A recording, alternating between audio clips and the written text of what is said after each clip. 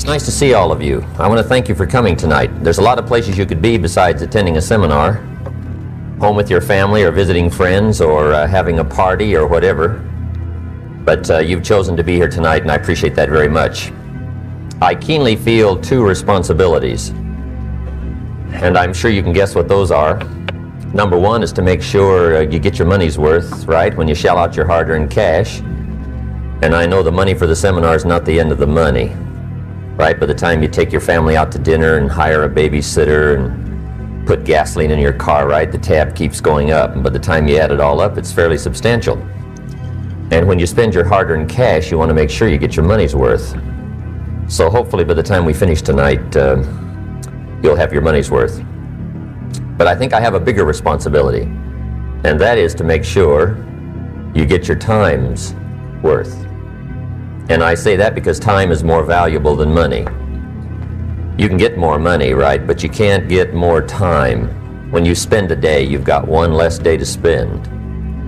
So if somebody has the audacity to ask you to spend one of your evenings, they darn well better have something important, right? An evening is a chunk of your life. I wouldn't waste one of my evenings for anybody. Not anymore, once I discovered how valuable they were. So hopefully by the time we finish tonight, you'll have your time's worth, as well as your money's worth. Okay, we're going to take a break about halfway. Not just for the smokers, but for everybody. We can't sit here right 3 hours straight. That would be asking a little bit too much. Somebody once said, the mind can only absorb what the seat can endure. And I think that's true. So we're not going to make you endure too long before we take a break along about midway. We'll stretch a little bit and then we'll come back and we'll finish up. Does everybody have note paper? Some note paper. If you don't have some, borrow from your neighbor. Make sure you've got something to take notes on. This is a work session tonight, okay? I have not come to entertain you, as you can tell by my opening joke, right? I wouldn't make it in Las Vegas. We don't have a dog and pony show tonight, but we've got some ideas to share. I'd like to have you capture them.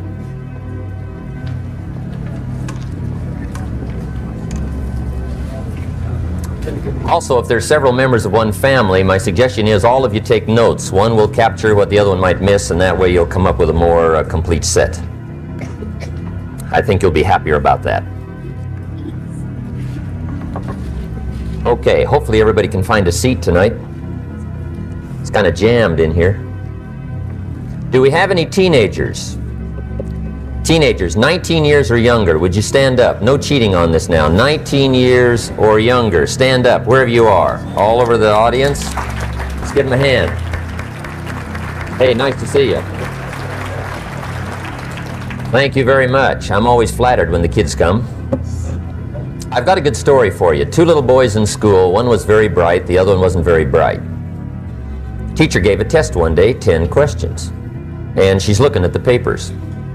To her surprise, the little boy who isn't very bright has answered 9 of the 10 questions. Perfect. And the teacher thought, well, that can't be right. He's not that smart. So she looked at the other paper. The little boy who was very bright, he had answered 9 of the 10 questions perfect.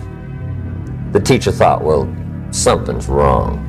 And sure enough, the answers to the 10th question was the problem.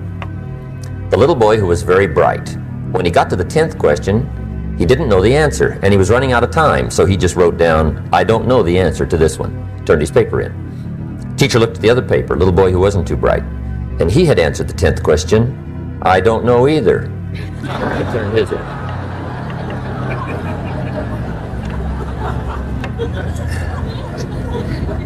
Which means don't cheat, I guess, right? It never works out well. Okay. The ideas I want to share with you tonight, I started listening to at age 25, at a time in my life when I needed some additional ideas to help get my life straightened out and headed in a little better direction. I got off to a pretty good start up in Idaho farm country, where I was raised, southwestern corner of Idaho, little community of 4,000 or 5,000 people. In fact, my parents still live in the same little community where I was raised. I was just up to visit them last week. And they're doing extremely well. My father's 79, my mother's 73. And they're still very busy, very healthy, got all kinds of projects going. Unbelievable. Land development, they're making money. I can't believe them. They've been a great example for me. They bought some property not long ago, signed up for a 30-year loan. I got to be impressed. I was up to visit them last year. We had a big party one evening, lasted till about 2 o'clock in the morning, celebrating. And it was time to celebrate. My parents had bought gold at $125, and they were cashing in a big share of it at $680. And if you get to buy at $125, cash in at $680, you got to celebrate. So celebrate we did. But anyway, that's where I got started. I went to high school and graduated. I went to college for a year and a half, and I quit. Decided I was smart enough and got me a job and went to work to see if I could make all of my ambitions come true. A couple of years later, I met a very beautiful young lady, and I put probably my finest sales presentation on her. I promised her wealth and fame and fortune and world travel and all those good things. I said it will probably be the finest decision of your life to marry me. And she bought that story, fortunately for me. And we got married, and I'm continuing to work hard to see if I can't make all these dreams and promises come true. Well, 2 or 3 years after I'd gotten married, it didn't look like my new bride had made such a wise decision. I'm now starting to struggle. I'm not destitute, but it isn't working quite like I had promised. I'm looking at my paycheck on Friday, $57. And that isn't quite what I'd promised. And already I had fallen into the someday honey routine with my wife. Right? Someday honey, you won't have to sit on this old furniture. Someday honey, you'll have a car of your own. I had already someday honeyed myself into trouble. Well, now I'm wondering, what should I do? I'm struggling, I'm behind. Money's one of my problems. I got far too much month at the end of the money, if you've ever had that problem. I remember one time losing a $10 bill, and I was physically ill for 2 days. Over $10. And of course my friends tried to be cheerful, right? They said, look, maybe some poor person that needed it found it. But I'm willing to admit to you that that really didn't help. At age 25, benevolence had not yet seized me. You know, I'm the poor person that needs to find $10, not lose $10. But that's where I was. I thought, well, maybe I should go back to school. I've got 1 year of college, doesn't look that good on an application. But I'm 25, I'm married, now my family's starting. I'm already working. And going back to school seemed like kind of a tough decision. But that's where I was at that time in my life, wondering what I should do to really turn it around and make the promises all come true. Well, at age 25, good fortune came my way. And sometimes it's a little difficult to describe good fortune. Why do unique things happen to you when they do? I don't know. Part of that's a mystery to me. One of my friends says, well, things don't just happen. They happen just. Maybe that's it. I don't know. But my good fortune was, at age 25, I met a very remarkable man. He was a businessman. He was wealthy, apparently looked very happy, prosperous to me when I met him. And my good fortune was, a few months after I met this unique man, his name was Mr. Schoaf, Mr. Earl Schoaf. He hired me, gave me a job, and I went to work for him. And I spent the next 5 years working for him. And during that 5-year period, Mr. Schoaf shared with me his ideas that helped to change my life. Unfortunately, at the end of that 5 years, Mr. Schoaf died. But I did get to spend 5 years with this very remarkable man. And the best thing he gave me during that period of time was not a job. The best thing he gave me was the benefit of his philosophy. How to be wealthy, how to be happy. And his ideas worked for me. Then about 16, 17 years ago, I was living in Beverly Hills. And I was going through all the notes that I'd gathered up during that period. In fact, that's one of the major things Mr. Schoaf taught me. Take good notes. Don't miss anything. Don't make your mind a filing cabinet trying to remember everything. Jot it down. If you hear a good sermon, take notes. If you read a good book, take notes. If you hear something good, jot it down. If you think something good, put it on paper. Then you can go over it. Repetition is the mother of skill. And someday those ideas, if you repeat them often enough, they'll take root and start to grow. And someday they'll show up in your bank account, and your personality, and your language, and your dress, and your lifestyle. So he got me hooked on taking notes, and I did during that time, and I've taken them now all these years. And on this particular day, I was going through all those journals, and the idea occurred to me, why don't I share this with other people? I've used it to build some of my other companies, but I'd never shared it with the public. And I thought, well, that'd be an intriguing idea. See if I could put into words my feelings and my ideas that helped me to make major changes.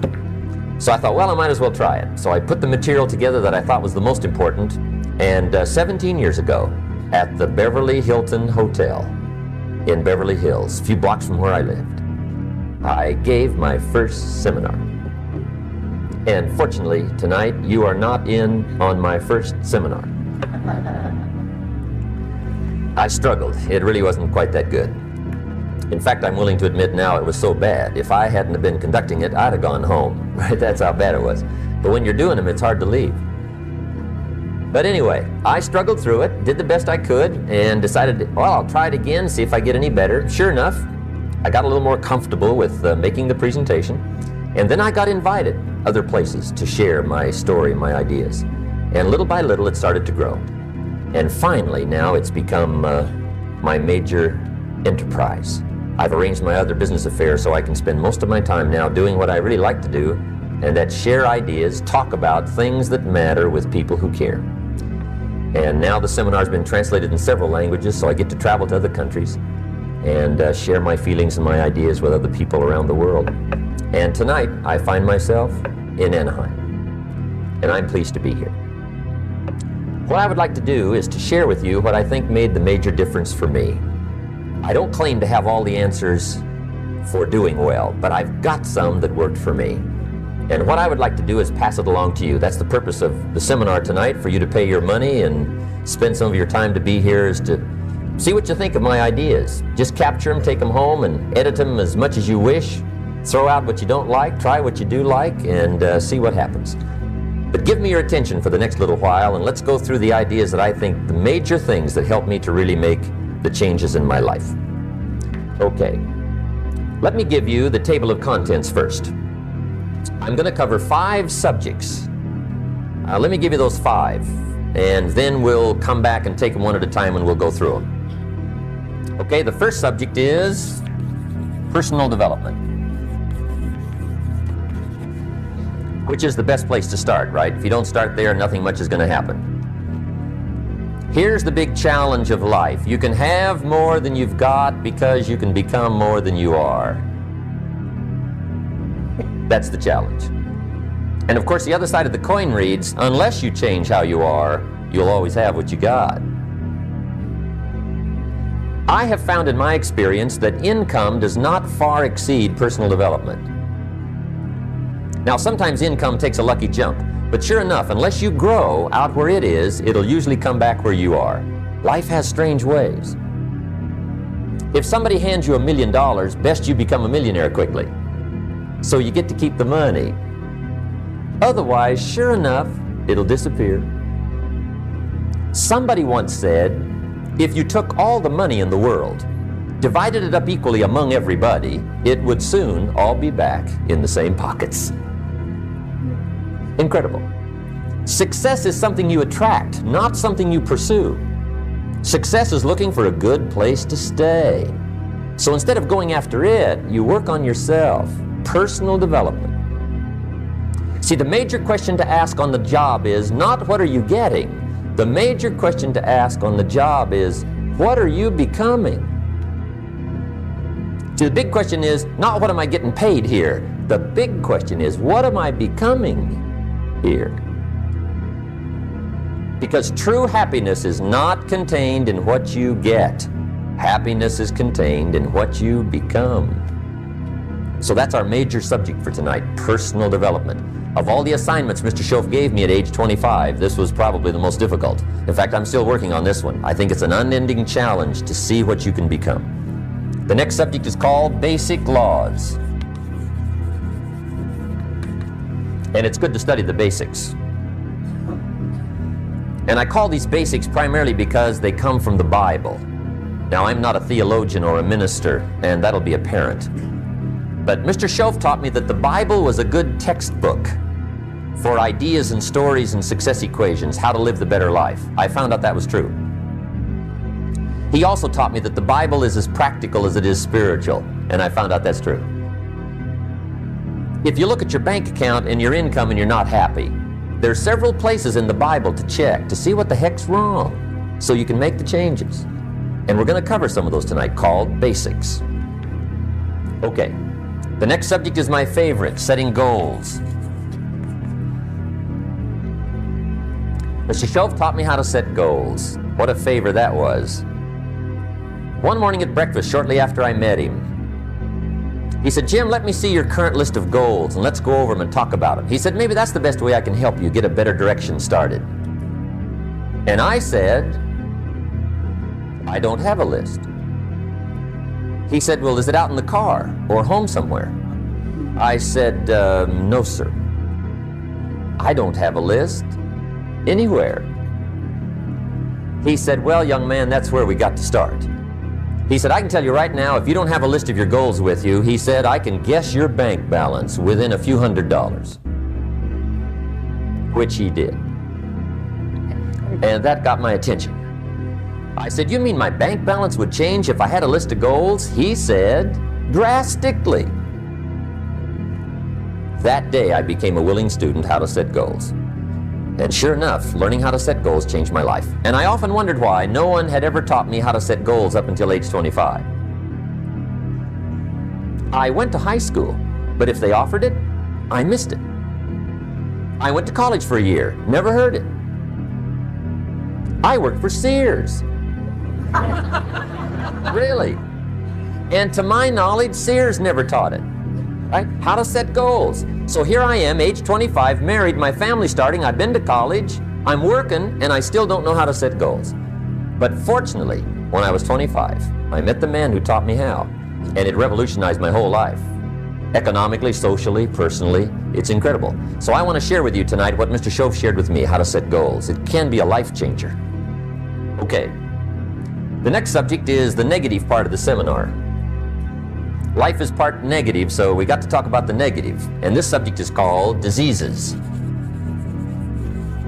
of attitude. Diseases of attitude.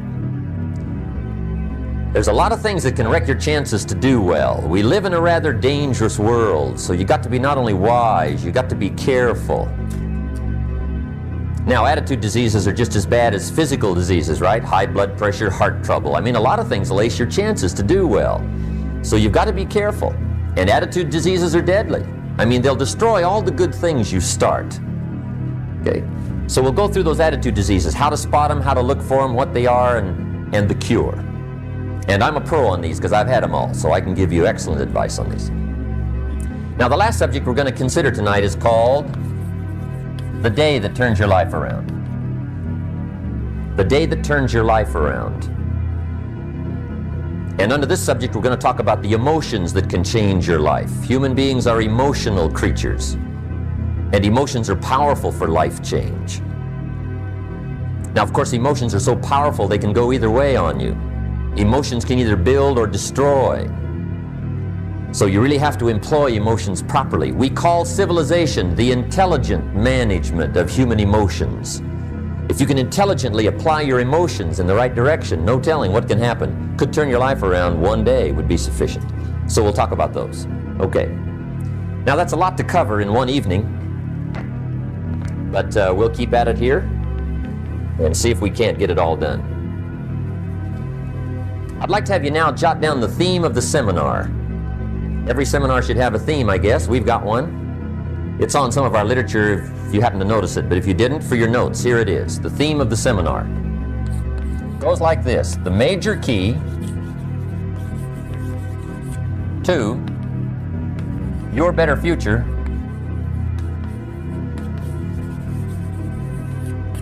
is you. That's the theme of our seminar tonight. The major key to your better future is you. And I'd like to have you underline two words just to give it some added punch. Underline the word major and the word you, so that it reads, the major key to your better future is you. Now, my first suggestion is transfer this to a card or something where you can put it up, where you can see it every day. Preferably put it up where you can see it at the beginning of the day, before you go off to put the day together. This is a good phrase just to glance at, to keep in mind as you're putting the day together. It's called the silent seminar. If you'll just let this talk to you during the day, I found it to be tremendously helpful. The major key to your better future is you. For a big share of my life now, I didn't have this one quite figured out. Among a lot of things I didn't have quite figured out. Many things used to puzzle me back in those early days. I used to wonder why two people could work for the same company, one make twice as much money. Now, see, that used to puzzle me. And maybe they were the same age, graduated from the same school, live in the same community, work for the same company, with the same products and the same services. They've got the same traffic, the same problems, and one makes $1,000 a month, the other one makes $2,000 a month. Now, that was my puzzling question. Why would this long list be the same and the money twice as much? I asked, what's the difference between $1,000 a month and $2,000 a month? And I don't mean $1,000 a month, right? I could figure that out. But what makes the difference? Why would one person do twice as well, 3 times as well? Speaking economically, now I know there's more than one way to do well. I understand that. But in this little narrow area called compensation, what's the difference? Well, back then, with my faulty thinking, I'm trying to reason it out. I thought, well, maybe time makes some of the difference, right? Some people do better because they have more time. I used to say, Harold ought to be able to do well. He's got a lot of time. If I had all of Harold's time, I could do well. Now, that's got to be dumb, right? Number one, you can't get somebody else's time.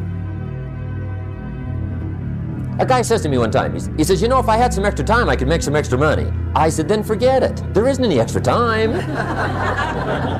Hey, when the clock strikes 12 midnight, that about wraps it up, right? I mean, you can look around the gongs there for a little more, but it's over. You say to the guy, what are you doing? He says, I'm looking for extra time. See, they'll come and take you away, right? There isn't any more time. Now, if you can't get more time, which you can't, what could you get more of that would make a difference in economic results? And here's the key word. Make it a part of your notes. We're going to consider it tonight. The word is value. And I have a little phrase for your notes. Value makes the difference in results. Value makes the difference. You can't get more time, but you can create more value. Now, here's the first lesson of economics. Everybody should learn it from the time they're old enough to understand what a dollar means, how to earn one, how to get one, how to keep one, what to do with it. First lesson of economics. We primarily get paid for value. That's lesson 1. Bringing value to the marketplace, that's how you get paid. You don't get paid for the time. I know it takes time to bring value to the marketplace, but you get paid for the value, not the time. Now, since that's true, here's one of the key questions of the evening. Is it possible to become twice as valuable at the marketplace and make twice as much money in the same time? Could you become 3 times as valuable? Make 3 times as much money in the same time? Is that possible? The answer is yes, if. And it's always if, right? Life is known as the big if. Harry Truman once said, life is iffy. How true. And here's the big if we're going to consider it tonight. It's possible to do much better at the marketplace if you go to work primarily on yourself. And that's the theme of our seminar tonight. Learning to work primarily on yourself. People have asked me for the last 24 years, how do you develop an above average income? And the answer is, become an above average person. Develop an above average handshake. Some people want to be successful, they don't even work on their handshake. As easy as that would be to start on. They let it slide, they don't understand. Develop an above average smile. Develop an above average excitement. Develop an above average interest in other people. Develop an above average intensity to win. See, that'll change everything. Probably one of the most frustrating experiences in life is looking for an above average job with above average pay without becoming an above average person. It's called frustration.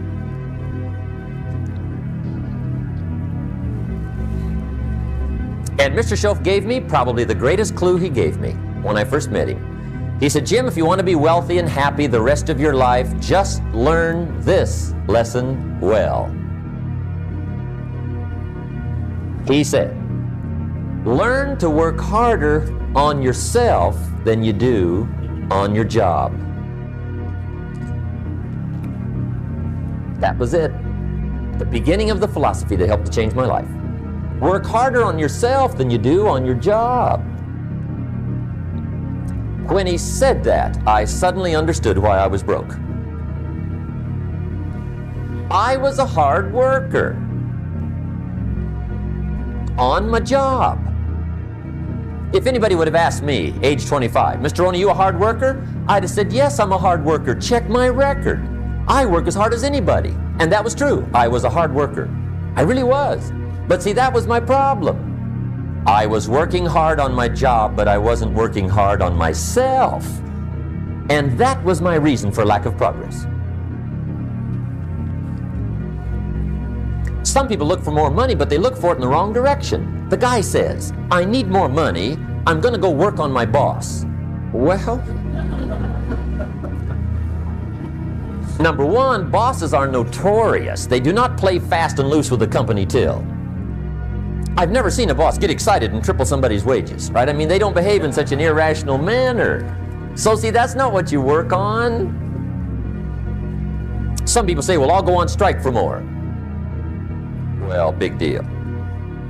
The problem with that game is, once you start it, it's never over. You'll always have to strike. And I'll tell you what you get by demand. Little bitty pieces. Barely enough.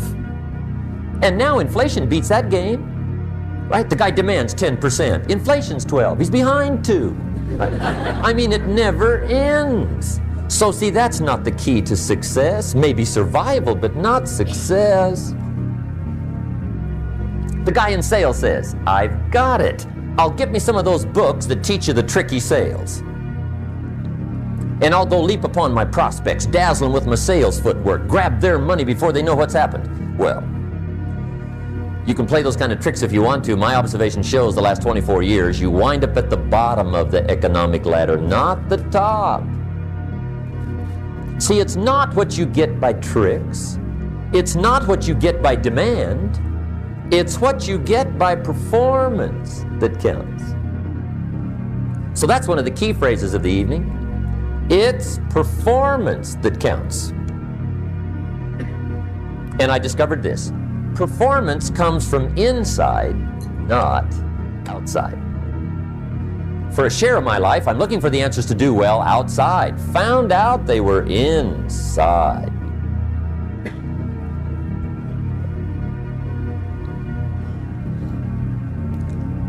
Then Mr. Shoaff gave me probably one of the most important clues among so many things he taught me, but this was in those early days.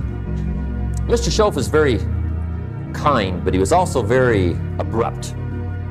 And he had these interesting questions to ask. I'm giving him a little rundown one day on how things hadn't worked out for me. He said, Mr. Rohn, I've got the answer for you if you will listen carefully. And listen carefully I did that day and for the next 5 years. If somebody's wealthy and happy, you gotta listen. He said, Jim, I've only known you a short time, But he said, it's already my honest opinion that for things to change for you, you've got to change. That wasn't quite the answer I was looking for. But that's the answer he gave me, and I pass it along to you on this warm summer evening in Anaheim, California, 1981. For things to change for you, you've got to change. Otherwise, it isn't going to change. Before I met Mr. Shove, I used to say, I sure hope things will change. Right? That seemed to be my only hope. If it isn't going to change, I'm in serious trouble. And then I discovered it isn't going to change, so I'm in serious trouble.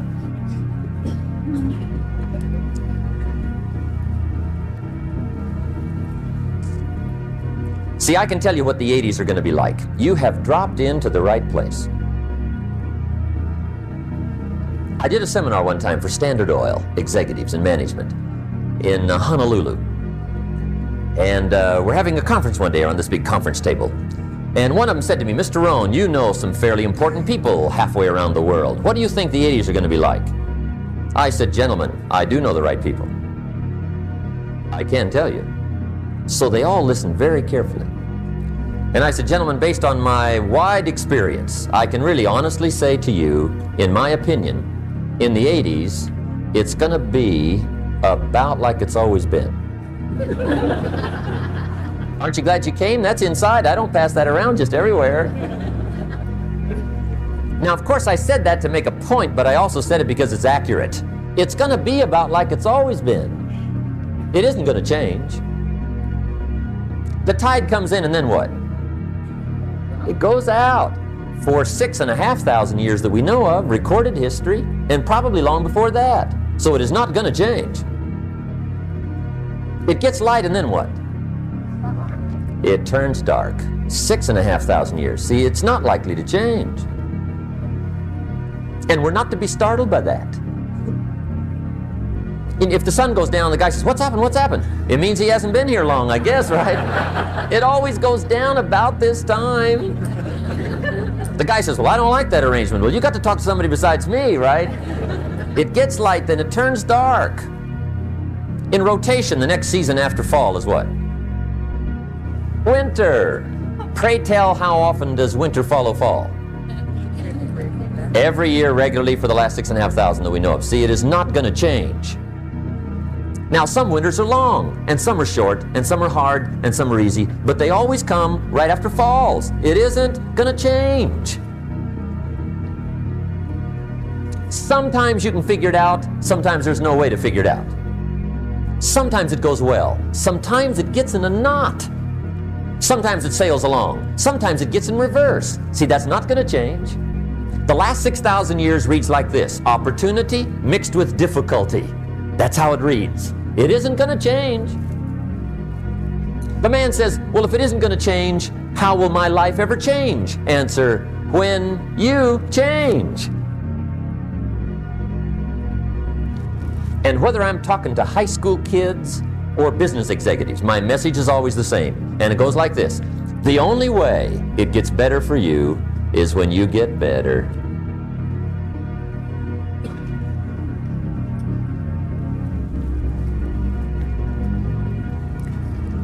Let me give you the 4 major lessons in life to learn. Here's 4 majors.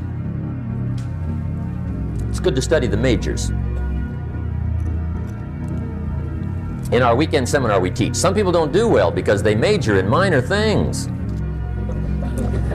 You've got to be on the lookout. At the end of every week, end of every month, you've got to check, make sure you're not spending major time on minor things. Hey, we go through that whole series. Majors and minors. Now, let me give you 2 phrases before we get to the 4 majors. This will set it up and you'll see where I'm going. 2 key phrases for your notes. Here's the first one. Life and business is like the changing seasons. That's the first phrase. Life and business is like the changing seasons. One of the best ways to describe life, it's like the seasons. Frank Sinatra sings, life is like the seasons. Now here's the second phrase. Very important. You cannot change the seasons, but you can change yourself. You can't change the seasons, but you can change yourself. And see, that's how life gets better for you, not by chance, but by change. Now, here's the 4 major lessons in life to learn. I've got my first book finished, came out a couple of weeks ago. This is in it, the 4 major lessons in life to learn. Here they are. Number 1, learn how to handle the winters. That's lesson 1. They come right after falls, with regularity. Some are long and some are short and some are hard and some are easy, but they keep coming. You must learn to handle the nights. They come right after days. You must learn to handle difficulty. It comes right after opportunity. You must learn to handle recessions. They always follow progressions for the last 6,000. See, it isn't going to change. The lesson you must learn is how to handle it. And there's all kinds of winters, right? The winter when you can't figure it out. The winter when it all goes smash. The winter when it turns belly up. The winter when it won't work, when you've run out of money and you've got a broken heart. See, those are winter times. There's all kinds. Economic winters, social winters, personal winters. When your heart is smashed in 1,000 pieces and the nights are unusually long, your prayers seem to go no higher than your head. It's wintertime. Barbra Streisand sings, "It used to be so natural to talk about forever, but used to be's don't count anymore. They just lay on the floor till we sweep them away. You don't sing me love songs, and you don't say you need me, and you don't bring me flowers anymore." A song of winter. But see, the disappointments come. Those are normal. That's part of life. But the question is, how do you handle it? How do you handle the coming winters and the disappointments and the down times? Well, you can't get rid of January by tearing it off the calendar. But here's what you can do. You can get stronger, you can get wiser, and you can get better. The winters won't change, but you can. And that's how life changes for you. See, before I understood when it was winter, I used to wish it was summer. I didn't understand. When it was hard, I used to wish it was easy. I didn't know. And then Mr. Schoaf gave me a part of his very unique philosophy when he said, "Don't wish it was easier, wish you were better." See, that triggered my whole life change. Don't wish for less problems, wish for more skills. Don't wish for less challenge, wish for more wisdom. That's the key. So that's lesson 1, learn how to handle the winters. Here's lesson 2, learn how to take advantage of the spring. That's the second one. Spring is called opportunity. And spring follows winter. What a great place for it. If you were going to put it somewhere, that'd be the place to put it, right after winter. And pray tell, how often does spring follow winter? Every year with regularity, 6,000. You can almost count on it. See, opportunity always comes. Days follow nights. Isn't that terrific? Opportunity follows difficulty. But here's what you must learn to do. Underline these 2 words in that key phrase. Take advantage. Underline those 2. You must learn to take advantage of the spring. See, just because spring rolls around is no sign you're going to look good come fall. You gotta do something with it. In fact, you have to get good at one of 2 things in life. Planting in the spring or begging in the fall. Or get somebody to do it for you. See, those are about the only alternatives. Now here's what else you must do. Take advantage of the springs quickly, because there's only a few. Just a handful of springs have been handed to each of us. They don't come forever. Life is fairly brief. So you got to read every book you can get your hands on what to do with your springs while they're here. And take advantage, they soon run out. The Beatles wrote, "Life is so short." And for John Lennon, it was extra short. But life is brief. Elton John sings, "She lived her life like a candle in the wind." It's brief. So whatever you're going to do with your life, you got to get at it. Don't just let the springs pass. Here's the third major lesson in life to learn. Learn how to protect your crops all summer. You got to take care of what you start. Sure enough, as soon as you've planted your garden in the spring, the busy bugs and the noxious weeds are out to take it. And here's the next bit of truth. They will take it unless you prevent it. And that's the third major skill to learn. You've got to learn to prevent the intruder from taking all the good you start. It's one of the challenges. Here's two key phrases under number 3. First one, all good will be attacked. On this planet. Maybe not the next one we get to, but on this one, all good will be attacked. Every garden will be invaded. Not to think so is naive. And here's the second phrase. All values must be defended. Political values, social values, community values, family values, marriage values, friendship values, business values. Every garden must be tended all summer. Third major lesson. Now here's number 4. Fourth major lesson in life to learn. Learn how to reap in the fall without complaint. Learn to reap come harvest time without complaint. Take full responsibility for what happens to you. It's one of the highest forms of human maturity, accepting full responsibility. It's the day you know you've passed from childhood to adulthood, the day you accept full responsibility. And another note, learn to reap in the fall without apology. Without apology if you do well, and without complaint if you don't. That's maturity. I used to have that long list of reasons why I wasn't doing well. To explain. You got to explain, right? Otherwise you're going to look bad. I used to have this funny list called Reasons for Not Looking Good.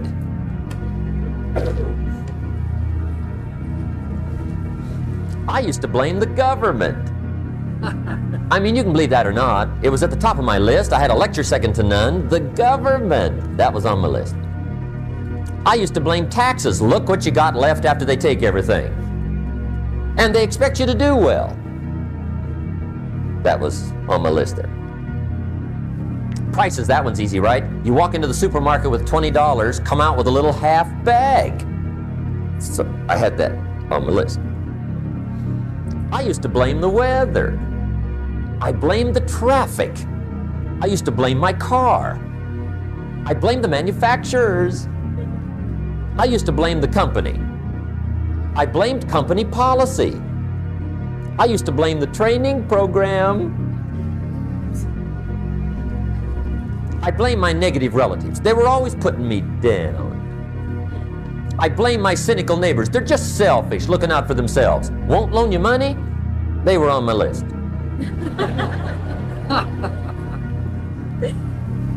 I used to blame the economy. I blamed the community. That's a pretty good list for not doing well, isn't it? I thought it was good. I'll never forget one day, Mr. Schoaf is very kind, but he was also very blunt, and this was no exception. And I'm glad he was blunt. There's a lot of things I'd have missed if he hadn't have been blunt. One day, with sort of a curious look on his face, he said, "Jim, just out of curiosity, tell me, how come you haven't done well up until now?" Excellent question.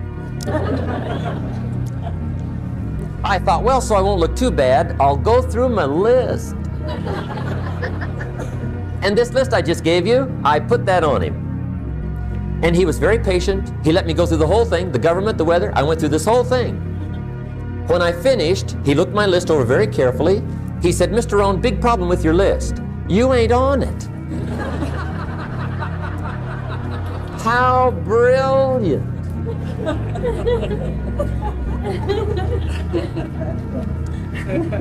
When I went to work for him a few months later, I learned very quickly to tear up my list, reasons for not doing well, and I threw it away. And I got me a fresh piece of paper. And I put one word on it. Me. There's a Black Heritage spiritual that says it's not my mother nor my father, nor my brother nor my sister, but it's me, oh Lord, standing in the need of prayer. See, I used to blame everything outside. And then let me give you a little philosophy that helped turn my life around. For your notes, here it is. It's not what happens that determines the quality or the quantity of your life. It's not what happens. And the reason is because what happens to about everybody. No different. The sun went down on all of us last night. A common event, a happening. And I found out that the same things can happen to two different people. One gets rich and one stays poor. Why is that? It's because it's not what happens, but rather it's what you do that changes everything. So that's a key phrase. It's not what happens, it's what you do. What happens is about the same. You might put that in parentheses here. Same. What people do, that's what's different.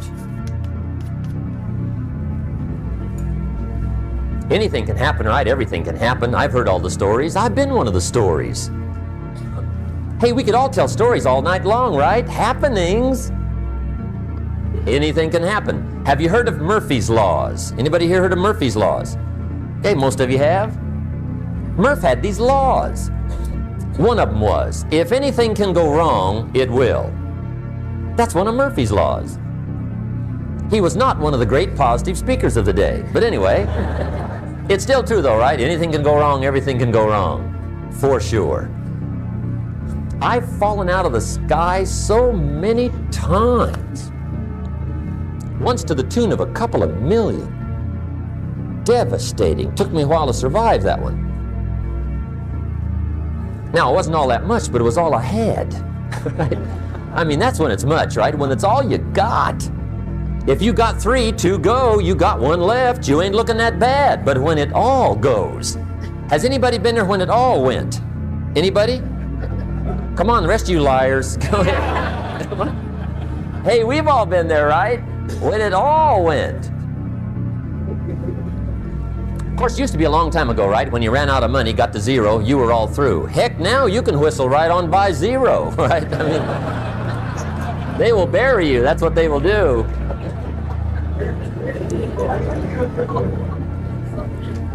But see, those are the happenings, right? Everything can happen. Anything can happen. But it's not the happenings. It's what you do about it. Somebody says, yeah, but you don't understand the disappointments I've had. Come on. Everybody's had their share. Disappointments are not special gifts reserved for the poor. Everybody has them. The difference is what you do about it. It's not the weather. I used to blame the weather, and I discovered it rains on the rich. So see, that won't help. 2 men wake up one morning, there's a rainstorm on. One of them looks out his window, sees the rainstorm, and he says, wow, what a storm. With weather like this, they can't expect you to go out and make sales. He stays home. Same morning, the other guy looks out his window, sees the same storm, says, wow, what a storm. But he says, you know what, with weather like this, what a great day to go out and make sales. Most everybody will probably be home, especially the salesman.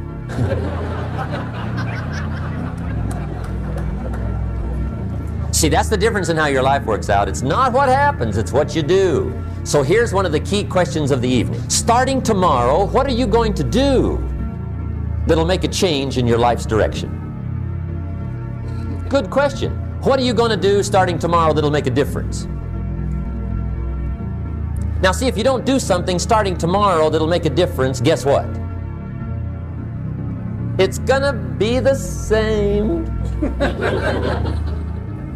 And see, that way you can guess what the next 5 years are going to be like. Look at the last 5. Because the next 5 are going to be like the last 5 unless you, major key, tomorrow, change it all. Or change a little, or change something, or don't change. It's choice time. You can do whatever you want. But it's nice to know any day you wish you can change your whole life. What can you do starting tomorrow that'll make a difference? Good question.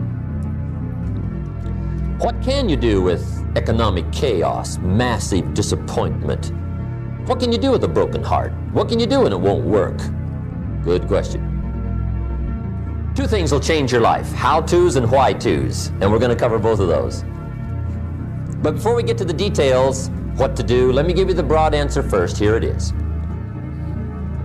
Tomorrow, you can do the most remarkable things, no matter what happens. Let's start with that. Human beings can do unbelievable things, incredible things. A man can do the most amazing things with the most unamazing circumstances. A woman can do the most remarkable things with the most disastrous circumstances. There's plenty of proof. I found out kids can do remarkable things. That is, if they have remarkable things to do.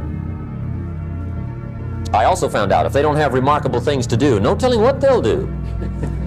But see, kids can do remarkable things. People can do remarkable things. I'll tell you why human beings can do remarkable things. It's because they are remarkable. That's why they're not dogs, animals, fish, birds, amoebas. Humans are different than any other creation. When a dog starts with weeds, he winds up with weeds. And the reason is because he's a dog. But that's not true with human beings. Human beings can start with weeds and turn them into gardens. That's the advantage, being a human versus being a dog, turning weeds into gardens. Human beings can turn nothing into something, pennies into fortune, disaster into success. And the reason humans can do those remarkable things is because they are remarkable. So if I had a word with you tonight, one-on-one, just you and me, I think my personal advice to you would be, this year, 1981, reach down inside of you and come up with some more of those remarkable human gifts. They're there, waiting to be utilized. And then change anything for you want to change. And I challenge you to do that because you can change. If you don't like how it is for you, change it. If it doesn't suit you, change it. If it doesn't please you, change it. If it isn't enough, change it. And I challenge you to do that because you can change. See, you don't ever have to be the same again after tonight, only by choice. If you don't like your present address, change it. You're not a tree.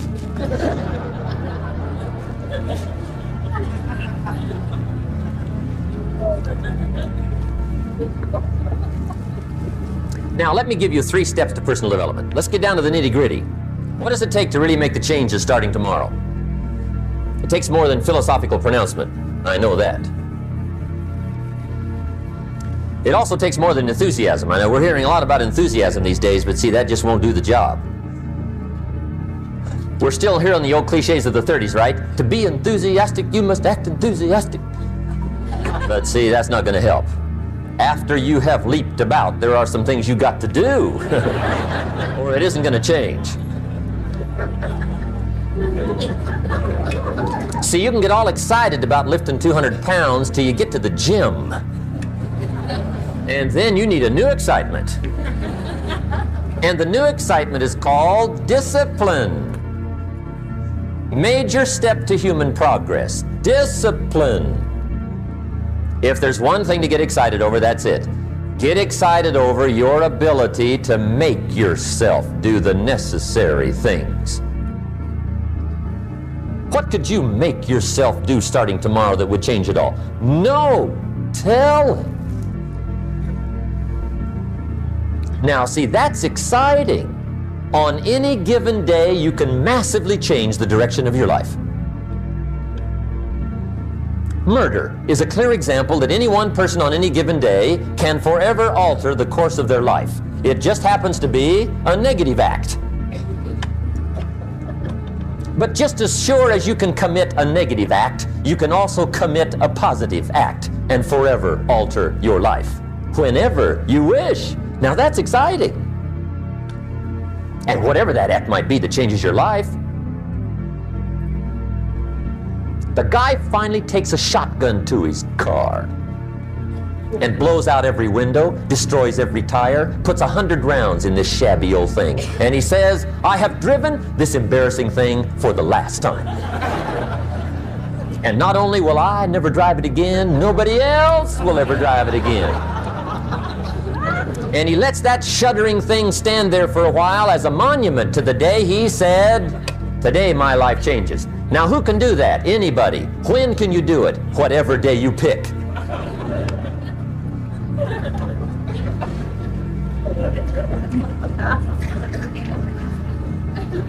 Now here's the key to discipline. Start with the little disciplines, get excited over the little disciplines, and get right on those, because those will lead to the big ones. You can't handle the big challenges in life unless you take on the little ones. Make a list of all the things you can do, get right on those, discipline yourself for those, both for the results and for the muscle and for the practice, so that when life hands you some big challenges, you'll be ready, you'll have the muscle. But see, if you don't handle the small ones, you can't take care of the big ones. Okay, here's what else it takes for life change. Self-motivation. Key phrase, self-motivation.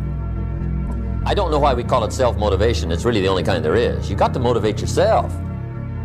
Because I found out you can't change people. They can change themselves, but you can't change them. Lord knows some I've tried. But see, it won't work. People have to change themselves. I learned some of those lessons early. I built a little sales organization way back in those early days. I'm 25, and I had some nice people. I said, I'm going to make these people successful if it kills me. I almost died, right? I mean, you can't do that.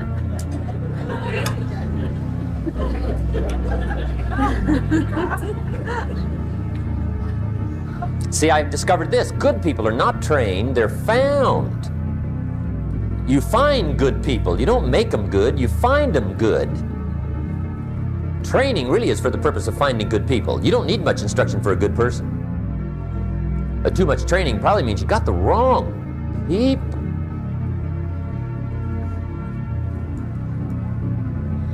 So you got to find the right people. That's the key to getting a good job done.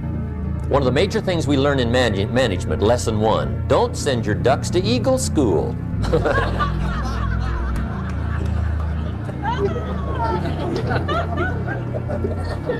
Because it won't help. I mean, I'm telling you, it won't help, no matter how good your school is. And the little eagle badge and little eagle hat, I'm telling you, it won't help. It won't help. You can tell whether your school's done any good, right, is when it's over, right? The duck goes for his first rabbit and makes him a friend. You say, no, no, no. Anyway, so it takes self-motivation to really alter your life. And you don't want to give self-motivation away to somebody else and make it somebody else motivating you. The guy says, boy, if somebody just come by and turn me on. What if they don't show up, right? See, you got to have a better plan for your life. Okay. Now, if you're excited and you're ready to change, let me give you 3 steps to start life change that can change your life, your personality, your lifestyle, everything can change. Here's the steps. Number 1, find out how things work. The first key to doing better is find out. To change your life, really, you need ideas. There isn't anything an idea can't change. And Schoaf taught me the major problem is lack of an idea, not a problem. At first, I didn't have any money. I said to Mr. Schoaf, I don't have any money. He said, that's not a problem. Now, see, up until then, I always thought it was. Right? I was confused. He said, no, the problem is lack of an idea on how to create money and wealth. It isn't lack of money, it's lack of ideas. So if you get the ideas, see, you can change anything. Now, to get ideas, you need a constant study of finding out. Now, Schoaf also said, when you find out something that works, put the information in your journal. Don't use your head for a filing cabinet. Put it in your journal so that you can do the next best thing. Repetition, repetition, repetition. Go over it. And if you repeat it, go over it, sure enough, someday, some mysterious day, the idea takes root, starts to grow, and shows up in your bank account, and your dress, and your personality, and your lifestyle. But capture the ideas in your journal. Find out how things work. Schoaf gave me this word for my life change. He said, study. Great word. If you wish to be successful, study success. If you wish to be happy, study happiness. If you wish to be wealthy, study wealth. Don't leave it to chance.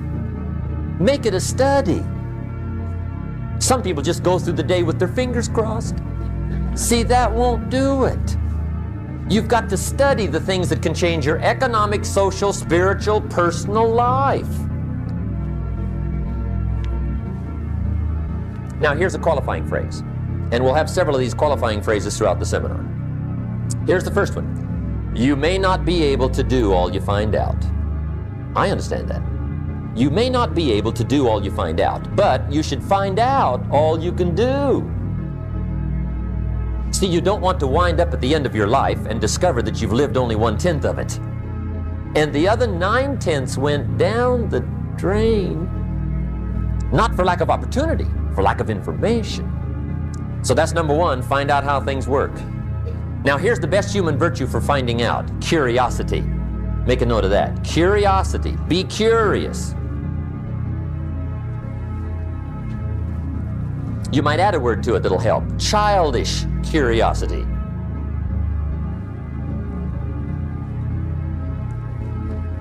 What will kids do if they want to know something bad enough? Bug you, that's the phrase. They can ask 1,000 questions. You think they're through? They got another 1,000. They'll drive you to the brink. It's a virtue. When you gotta know, be like a child. In fact, Jesus, the master teacher, said, unless you can become like little children, you might as well forget it. You don't have a prayer. Excellent advice. You gotta be like children. 4 ways, in my opinion, to be like a child. Number 1 is curiosity, and number 2 is excitement.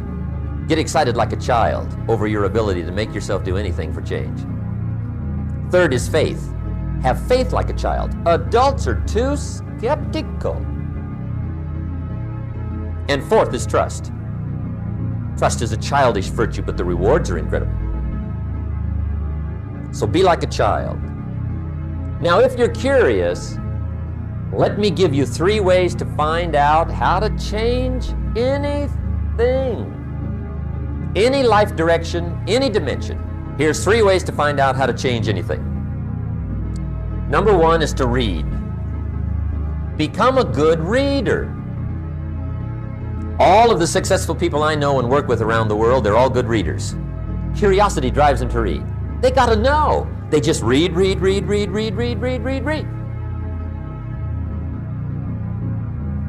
Become a good reader. Now that's my opinion. Listen to the other lecturers and listen to me and make up your own mind. Don't be a follower, be a student. Okay? I say, really, for life change, you gotta read. One way to learn is from your own experiences, but another way to learn is from other people's experiences. See, one book might save you 5 years if you read it. Did you know there's books on how to be stronger, more decisive, Be a speaker. Be a leader. Have a better effect on other people. Develop your personality. Did you know there's books on that? And people don't read them? How would you explain that? And they can read? Did you know that hundreds of successful people have written their stories in books and they wrote down how they did it and people don't read it? How would you explain that? The guy's busy, I guess. You know, you get tied up. The guy says, well, yeah, you work where I work, but the time you struggle home, it's late. You got to eat a bite of supper, watch a little TV, get to bed. You can't sit up half the night reading. And the guy's behind on his car payment. Good worker, hard worker, sincere. But you got to be better than sincere and work hard. Otherwise, at the end of your life, you'll wind up cold, stony broke.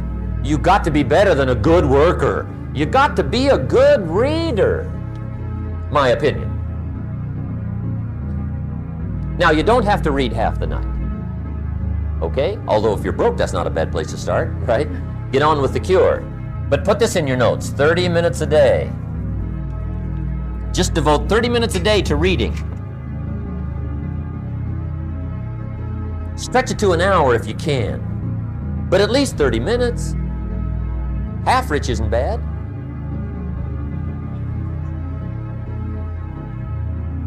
"30 minutes a day, read something positive, something challenging, something inspirational, something instructional. At least 30 minutes a day." And here's the next clue.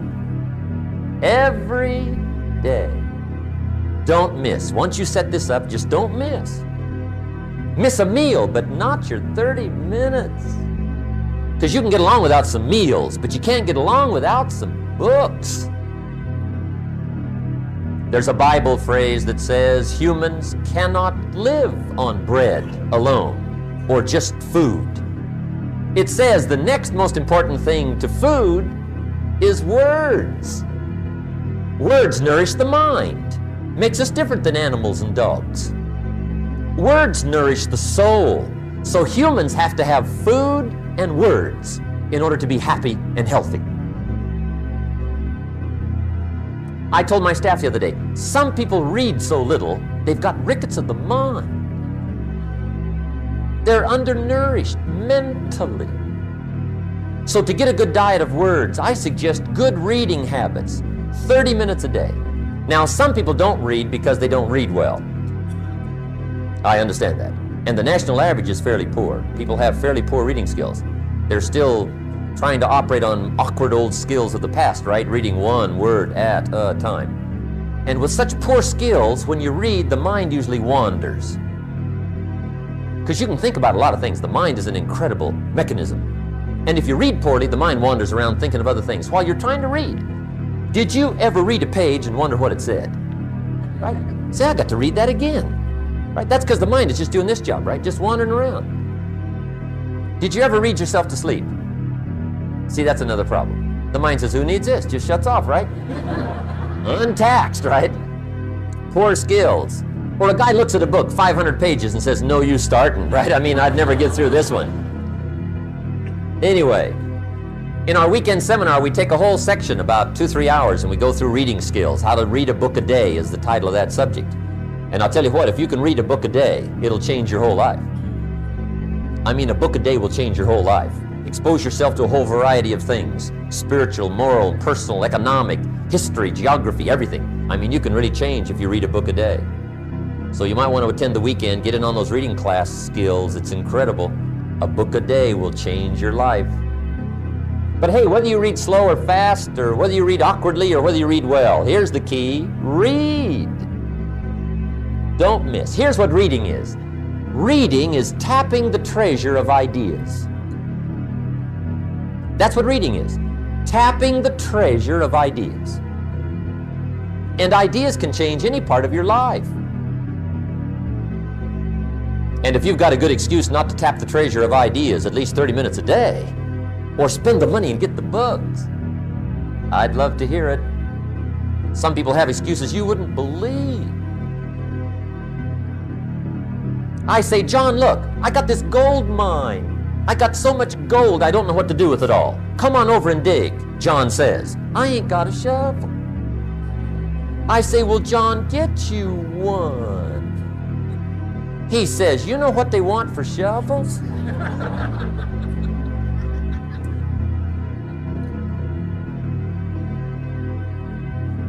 Let me give you the 2 books that started my library at age 25.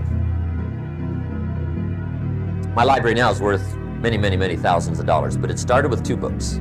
Mr. Schoaf recommended these to me, got me started. Schoaf said, become self-educated. He said, standard education will get you standard results.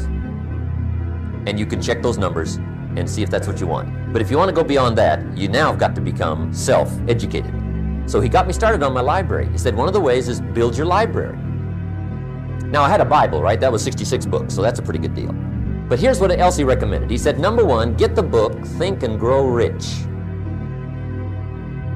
by Napoleon Hill. Think and Grow Rich, if you don't already have it. The title should intrigue you. Think and Grow Rich. I found that book in a secondhand bookstore.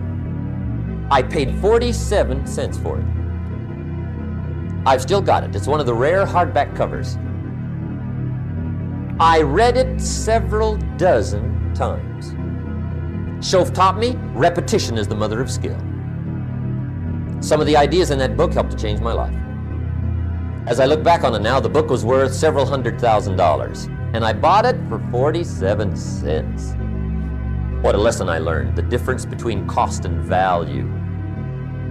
Before I met Mr. Schoaf, I used to ask, how much does it cost? After I met Mr. Schoaf, I asked, how much is it worth? I started basing my life on worth instead of cost, and everything changed. But that was book 1, Think and Grow Rich. The second book he recommended I get was a book on nutrition. Schoaf said, study nutrition. I think that first book was by Adele Davis. Eat Right to Keep Fit, I think. I've got lots of them now, but I think that was the first one. Schoaf said study nutrition, and there's all kinds of books on nutrition. Just read them all. Some are a little weird, but read them all. Right? If you're weird, do the weird stuff. I mean, whatever. But read them, then make up your own mind. Remember, don't read and become a follower. Read and become a student. Make up your mind, find a plan that works good for you, but get the books on nutrition. Here's what Mr. Schoaf said to me. Vitality plays an important part in doing well. Vitality. He said some people don't do well because they don't feel well. It's not that they're not intelligent, it's that they're ill. They don't have the zing and the fire and the vitality to do well. So he put it right on me about studying nutrition. He said, Jim, you wouldn't believe it. He said, I got this friend of mine raises racehorses. The guy's got 9 books on how to feed horses. He does not have a book on how to feed himself. He said, my friend studies horse nutrition. Studies it. Vitamins, minerals, trace minerals, protein, amino acids, carbohydrates, fats, enzymes, proper balance for his horses. Schoaf said, he's a fanatic. And he said, you ought to see his horses. They're magnificent, beautiful, powerful animals. They can run like the wind. And he said, you ought to see him. He's a wreck. He said, the guy feeds his horses better than he feeds himself. Do you believe that?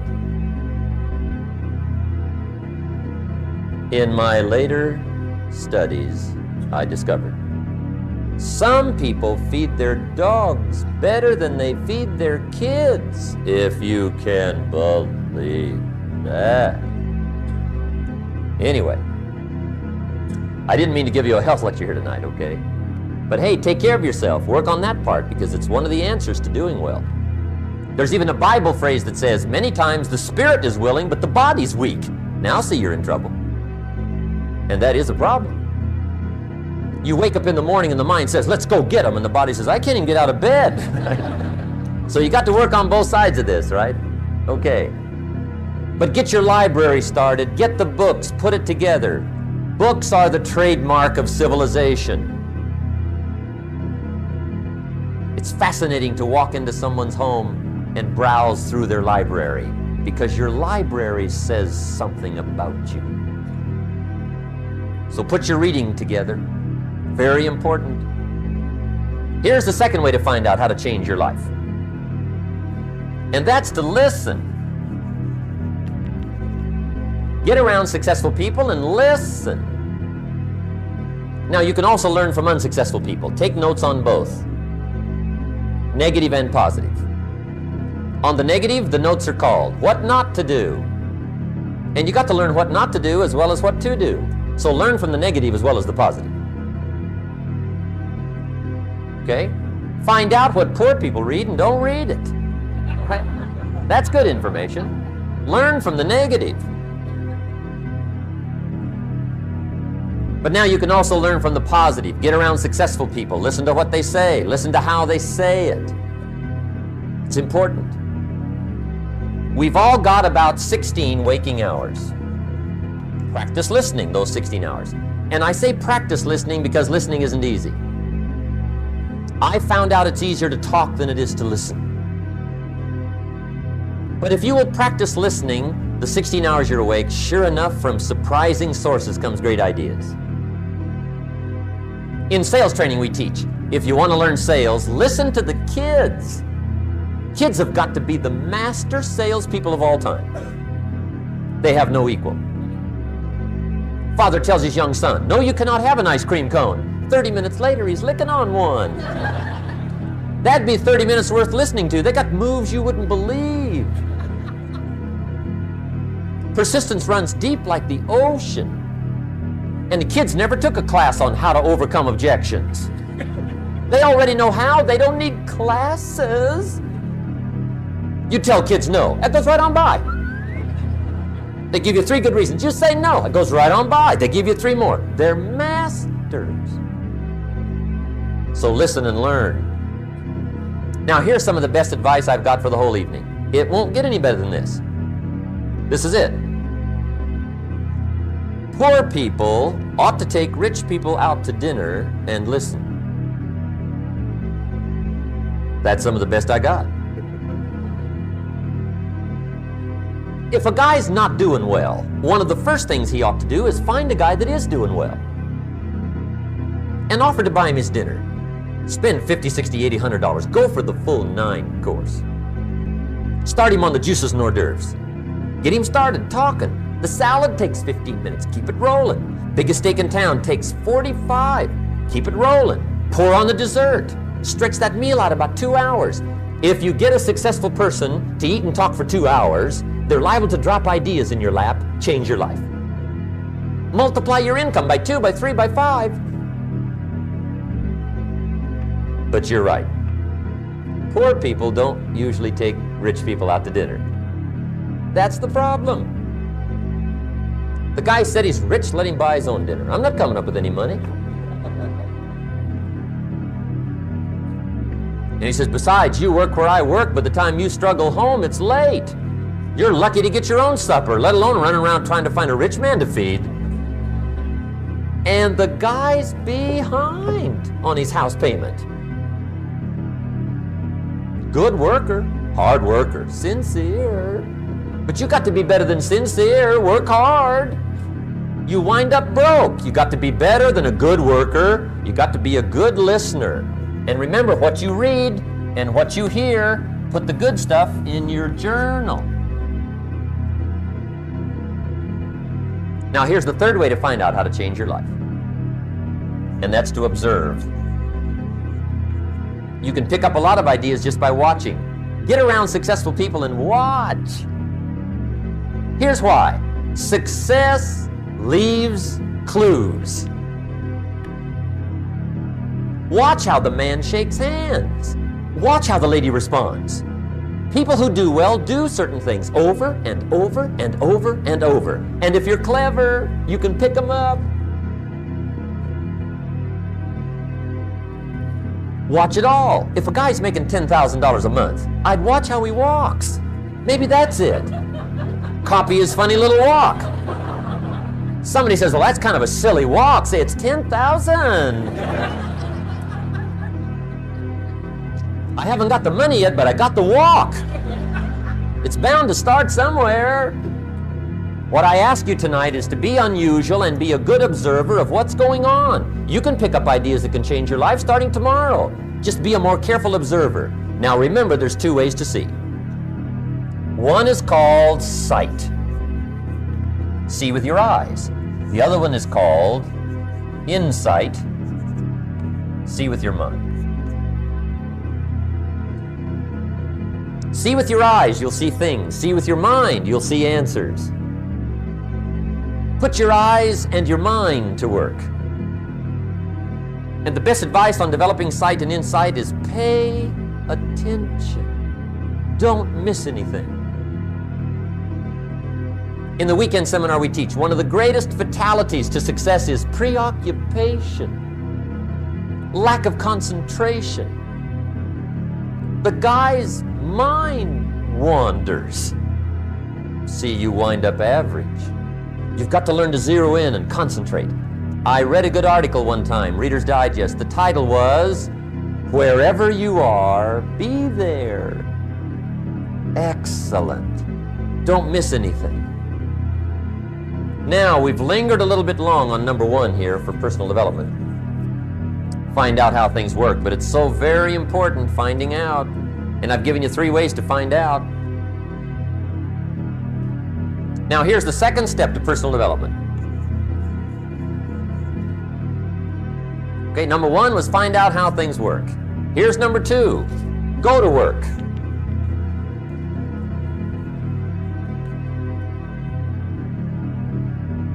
You must now take action on what you found out.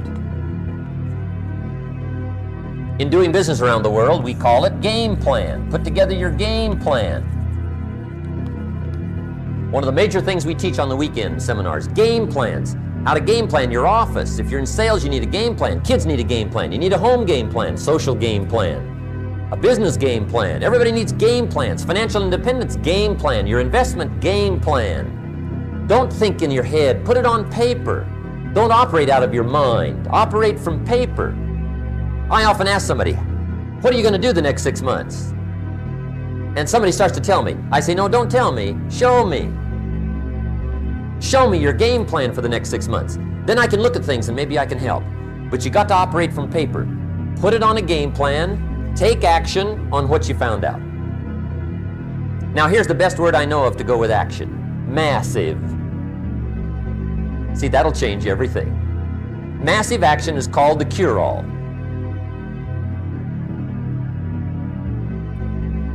If you're going to make calls, make a few thousand.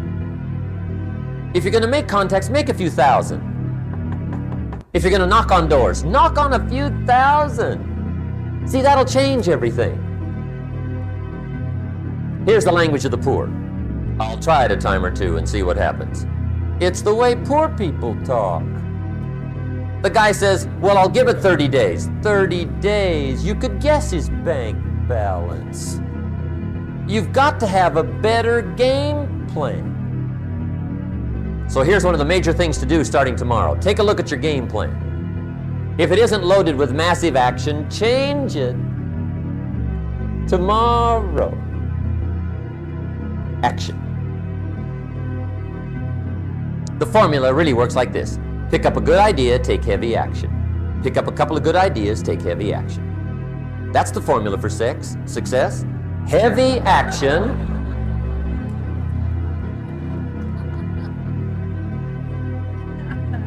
It's a good thing we can edit all this, right?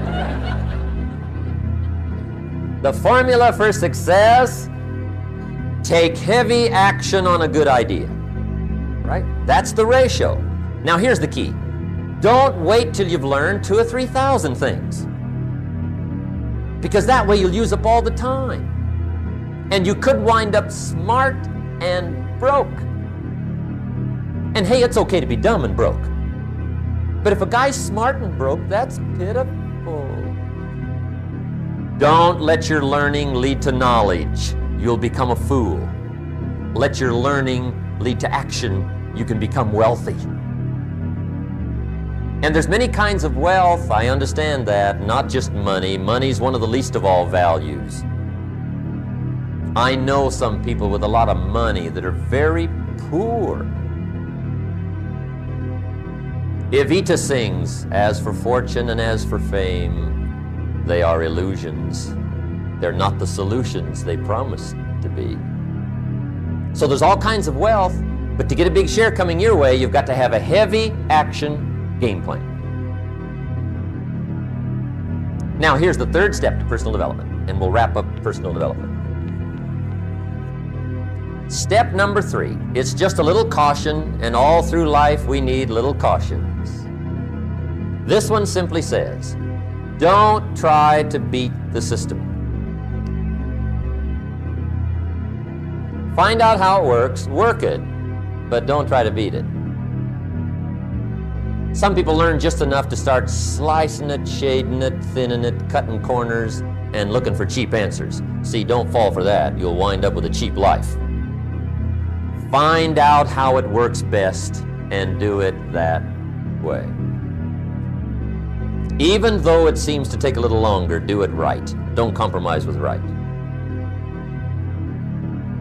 Now, under this step, here's another key. Be a quick learner. Don't let it take long to teach you. Learn quick. Don't run at the wall too many times.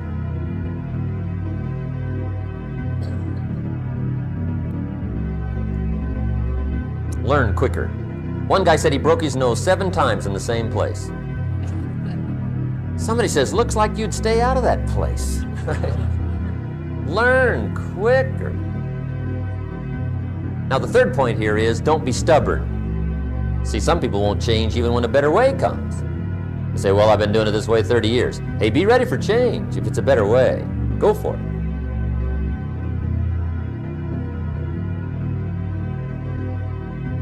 But don't try to beat it. Or you'll be like the guy that went to Las Vegas. He didn't have much money, so he didn't want to risk his money gambling. But he gets to Las Vegas and the jackpot bells are ringing, the money's flowing, the lights are flashing, and he can't help himself. He's got to gamble. But instead of gambling with his cash, he decides to play the mental gambling game. And the brilliant scheme he worked out goes like this. He'd pick a number like number 3. Mentally, he would bet a certain amount of money on the number. And whether it won or lost, he would jot down that amount in his little pad. I would have won $5 if I'd have made that bet, just to keep track of it, win or lose. That way, come midnight, he can calculate how he's doing, win or loser, how much, only not his money. Keep his money. Just play this mental gambling game. So here he is around the gambling table, everybody else shelling out their hard-earned cash. He's got this brilliant scheme. Instead of betting with his money, he's betting with his mind, and he lost his mind.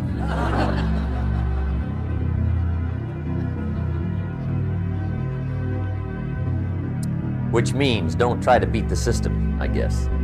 Okay, we have covered personal development. By the way, it's the longest subject, so take heart. The rest of them are a lot shorter. The whole world is governed by laws, the universe, in fact. Laws. We call it the law of electricity. We call it the law of gravity. There's mathematical laws, there's physical laws, speed and velocity laws, agricultural laws. There's all kinds of laws. Now that we find ourselves on the spinning planet, you just have to learn what I call the setup. Learn the setup. Life's setup. Now, we didn't set it up, but we're here, so you got to learn it. And we should learn the setup for 2 basic reasons. Number 1, to keep from getting hurt. It's one of the major reasons for learning, so you won't get hurt. See, economically, socially, personally, you can get hurt just not knowing. Ignorance is not bliss. Ignorance is poverty. Ignorance is tragedy. You got to know, or you're going to get hurt. It's good to know not to walk out the 10-story window. That's excellent information. Now, what if a guy didn't know and he walks out? Now he's dead at the bottom. Somebody says, well, the poor guy didn't know. You gotta know, or you're gonna get hurt. Okay. Now, here's a parenthesis. You don't have to like the setup. I don't ask you to like how it is. That's not what's important. But it is important to learn how it is. Okay? So you don't have to like it, but you should learn it. That's what I tell the kids, right? Make sure you get the information. What you think about it, that's up to you. What you're going to do with it, that'll soon be up to you. But make sure you get it. See, there's nothing worse than being stupid. Nothing. I mean, being broke is bad, but being stupid is awful. And what's really bad is being broke and stupid, right? That's about the end of the world. I mean, there isn't anything much worse than that. Unless you're sick. Sick, broken, stupid. I mean, that is it, right? There's nowhere else to go. So make sure you get the information. It's key. You don't have to like it, but learn it. If this big monstrous thing lifts up in the sky, hangs there for a little while, cuts loose, comes crashing down, boom, shakes the ground for 5 miles. And then this big monstrous thing lifts back up in the sky, hangs there for a little while, cuts loose again, comes crashing down, boom, shakes the ground for 5 miles. It just keeps doing it, this big monstrous thing, lifting up and then crashing down, boom. Now, you might come along one day and say, that's got to be a stupid arrangement, which is okay. You're entitled to your opinion. But the first thing you should learn to do is get out from under it, right? That's number one. You might have a great moral argument. You might want to shake your finger at the sky, but do it from over there, right? So you don't get smashed. It's called your basic smart. So number one, learn so you won't get hurt. Whether you like it or not, learn. Now here's the second reason for learning, the setup, to benefit. It's called the plus of life. And that's what life is, right? Both minus and plus. The minus is tragedy, heartache, misery, failure, unhappiness. But life is also happiness, prosperity, good feelings. So here's the key. Learn to get on the good side of the way things work.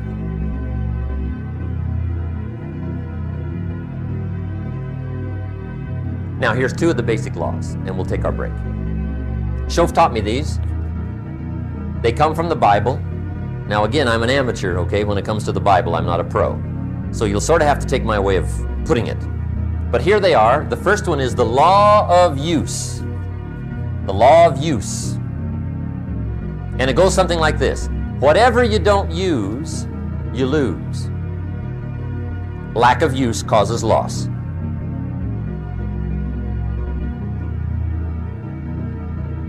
On this planet, maybe not the next one, but on this one, if you tie your arm to your body, leave it there long enough, you'll never use it again. It's over for the arm. Now, it may not be over, but it's over for the arm. The only way to keep the use of this arm is what? Keep using it. If you quit, you lose automatically. They don't bring it up for a vote. You lose automatically when you quit. Now, the same thing that goes for your arm goes for your brain, mentality. The same thing goes for all the human virtues. Ambition, unused, declines. Strong feelings, unused, diminish. It doesn't grow, it diminishes. Faith, unused, decreases. It's a law. Vitality, unused, diminishes. Energy, unused, decreases. The guy says, well, I'm going to save up my energy. You can't do that. That's like trying to save today, put it on the end of the year. See, you can't do that. They'll come take you away. If you don't use today, what? It's lost. The guy says, well, I'll work twice as hard tomorrow to make up for it. See, that's foolish. You could have done that anyway. Today, unused is lost. A talent unused is lost. An ability unused is lost. So here's one of the key expressions of the evening. Take a new inventory of yourself. Starting tomorrow, new project. Take a new inventory. And make sure that all of your talent and ability and mentality and ingenuity and vitality and strong feelings, Faith, courage, make sure that all you've got's being used. Otherwise, you lose. Now, one of the best illustrations of the law of use is a Bible story called the Parable of the Talents. The talent story. Interesting story if you haven't read it in a while. Just review it. It's a good story. An ancient story. It says there was a master with 3 servants. He got them together one day and he said to the 3, I've got these talents. And in those ancient days, a talent was a measure of gold. And he said to the 3 servants, take these talents and see what you can do with them while I'm gone. He said, I'm taking a journey and I'll be gone for a while. When I come back, we'll get together, go over the book, see how you did. He said, here's 5 of these talents for you. 5. Here's 2 of them for you. 2. And here's 1 for you. 1. The master said, take those talents, see what you can do with them. When I come back, we'll get together, we'll go over it all. The servant said, okay, master takes off. According to the ancient story, the master comes back from his trip. When he gets back, he gets the 3 servants together, and as he said he would, he asks, how did it go with those talents? You're 5. What happened? That servant said, well, I took the 5 talents you gave me, and I put them to work. A little shaky at first, but he said things finally got rolling, and he said, I poured it on. And he said, my talents grew to 7, 8, 9, 10. He said, I doubled my talents from 5 to 10. Books will show. Master said, one heck of a job. Or something like that. He said, I gave you 2 talents. What happened? That servant said about the same thing happened to me. I put those 2 talents to work, poured it on. They grew to 3 and then to 4. He said, I doubled my talents from 2 to 4. Books will show. Master said, well done. He said, I gave you 1 talent. What happened? That servant said, well, I took the talent you gave me and I carefully wrapped it and I dug a hole and buried it. And camouflaged it, I suppose, so nobody would steal it. And he said, fortunately, nobody got it. And he said, I knew you were going to be here today, so I dug it up. Here it is, safely wrapped. I did not lose it while you were gone. According to the ancient story, the master said, take that talent away from him and give it to the man that's got 10. Now you might say, well, I don't like that arrangement. The poor guy's only got 1 talent. He's already got 10. It ought to be more even. Remember, I didn't ask you to like it. But this one I would ask you to learn, because it simply means whatever you do not employ, you forfeit. It's a law. So learn well the law of use. Now here's the second one, and we're going to take our break. Second law from the Bible. This one we've heard since we were small, I'm sure. It's called the law of sowing and reaping. In fact, we've probably heard it so often we could quote it. It says, whatever you sow, what? You shall reap. Fairly blunt, hopefully clear. Here's my first suggestion on the law of sowing and reaping. Don't try to beat it. You might as well try sitting on the sun in the morning. Keep it from coming up. You'll have better luck. Whatever you sow, you reap. Now, for a fair share of my life, I'm a bit mixed up on how all this applies. Among a lot of things I was mixed up on.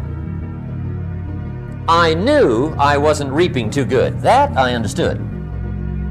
My problem was I was confused about what was causing it. Remember me with the funny list? I thought those are the reasons why it isn't working out well. And then Mr. Schoaf gave me the clue that helped me figure it all out. He said, Mr. Rohn, I have another answer for you. There's another way to quote this law that'll show you where the problem is so you can go to work on it right away. All you need to know is where the problem is. Then you can go to work on it.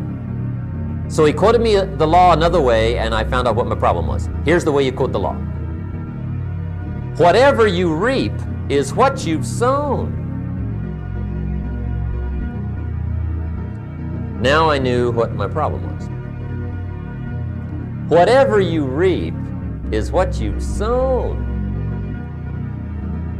If you don't like the crop, who do you look up? Answer: whoever planted it. And where do you find who planted your crop? Answer: in the mirror. What I finally learned to do come fall was to go to the mirror. That's where you go. And if necessary, you say, a few skinny carrots? I got to be unimpressed. Where were you last spring? Asleep. Didn't you read the books? Did you break your hoe? Let me give you 7 key points to the law of sowing and reaping. Let's tick right down through the list of 7, and it'll be break time.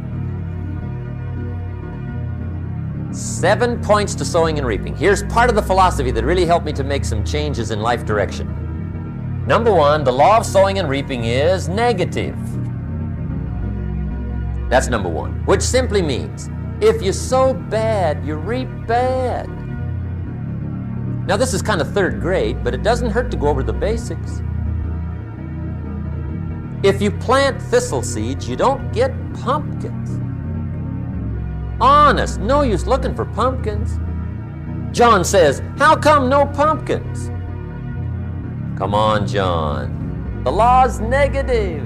That's how come. Now here's number 2. The law's positive, which simply means if you sow good, you reap good. If you plant pumpkin seeds, you don't get thistles. Not from pumpkin seeds. Mother Nature won't pull tricks on you over in the corner snickering and pushing you thistles and you planting pumpkin seeds. She won't do that. You will get pumpkins from pumpkin seeds, and the reason is because the law is positive. Now here's number 3. I got excited when I found out the full dimension of this. See, you do not reap what you sow, but rather, you always reap much more than what you sow.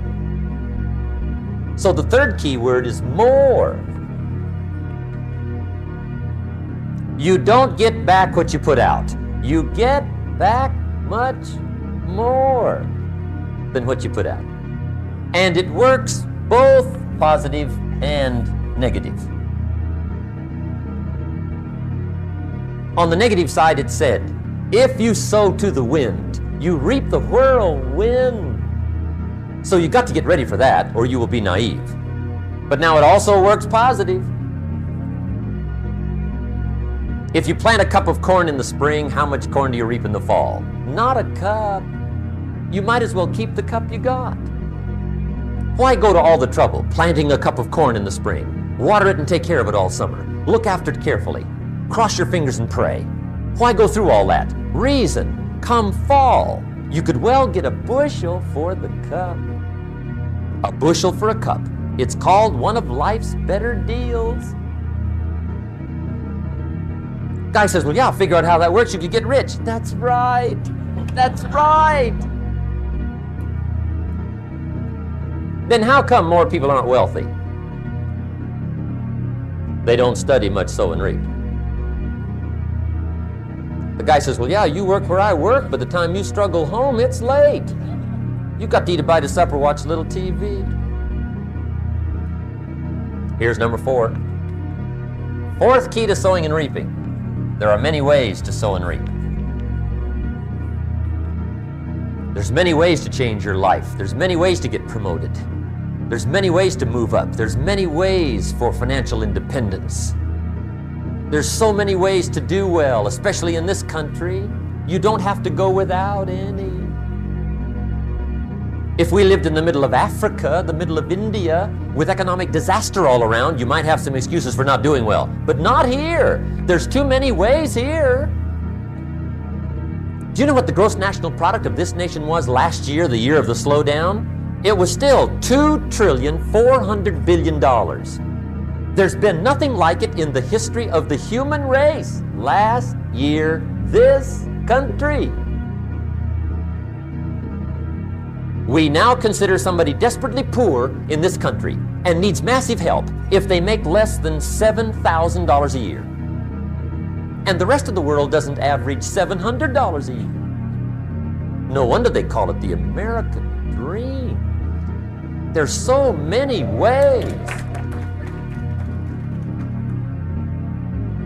Too many ways to do well, and especially in California. Do you know where California would rank among the nations of the world in productivity if it was a nation? Number 5. The United States would be number 1, Russia number 2, Japan number 3, Germany number 4, California number 5. And there's only 23 million people here. I mean, there's nothing like it in the whole world. And Orange County.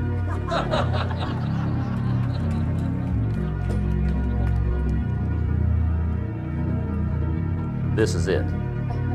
There's 4.5 billion people in the world, and they all wish they lived in Orange County.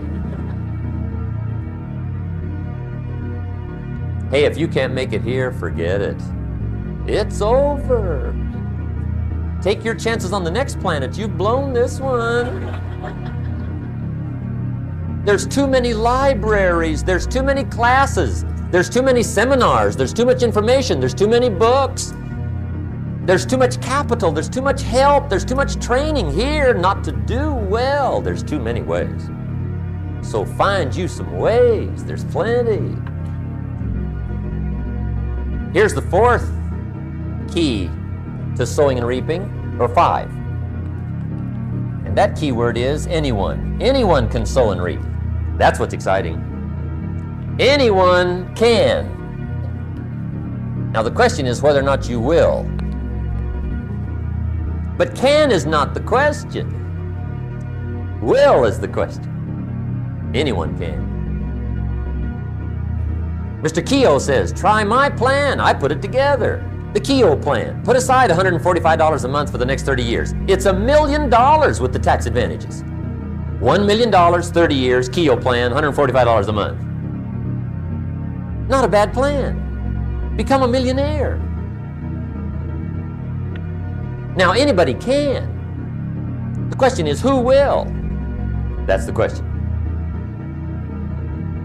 Son asked his father, when his father's 50, we're rich, right? The Keogh thing? His father said, no, we're not rich. His son says, well, the Keogh thing, the $145 a month Keogh thing. He says, yeah, I know the Keogh thing, but I didn't go for that. Son says, you didn't? Says, no. I picked another plan for the $145. So what'd you do with the $145? Said, well, I bought beer and cigarettes.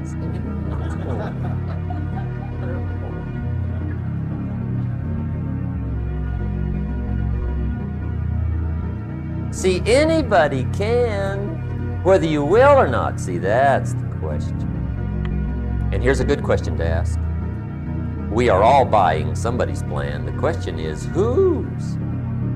Who's got you talked into doing what you're doing? Who's got you talked into your present plan? See, 10 years from now, you will surely arrive. The question is, where?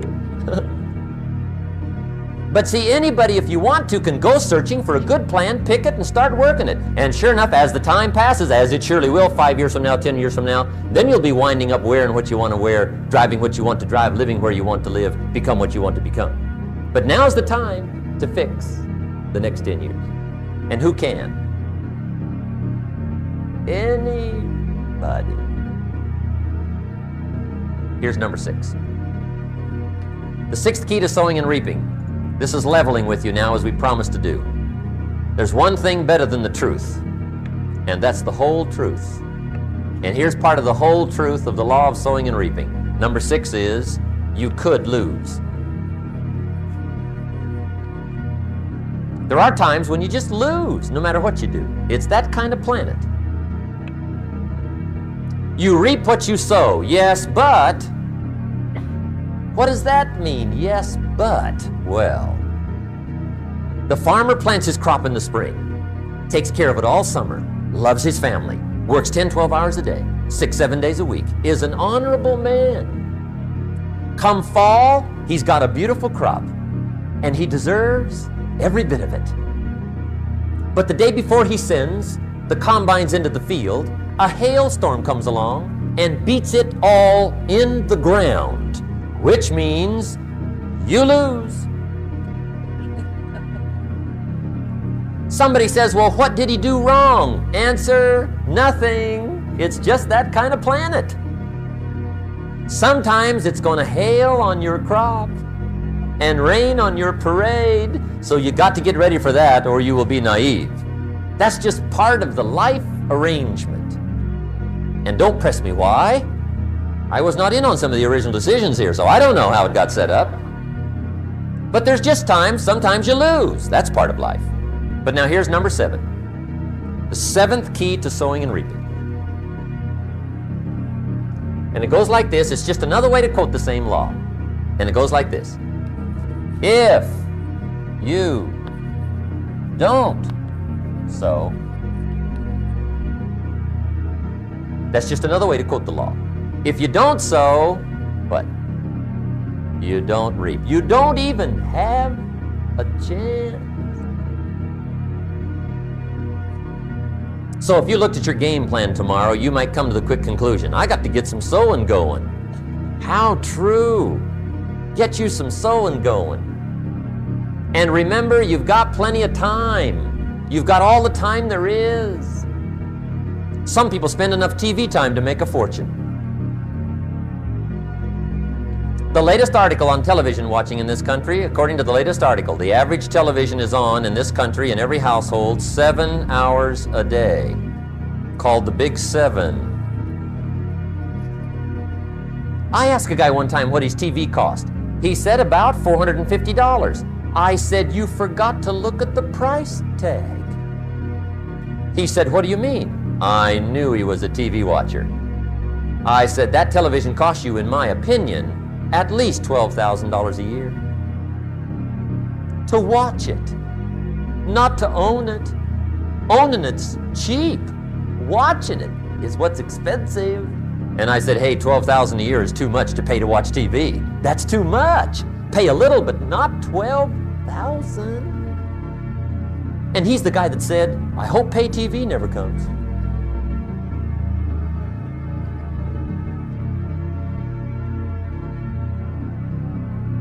Okay, we're trying to cover an awful lot tonight, I realize that, but my time schedule is such that we just have to sort of give it all to you and let you sort the rest out. I wish we had plenty of time for questions and answers and that whole thing, but our time is just limited. But we are trying to go through an awful lot, I realize that. But looks like everybody's getting it. This is about the note-takingest crowd I've seen in a long time.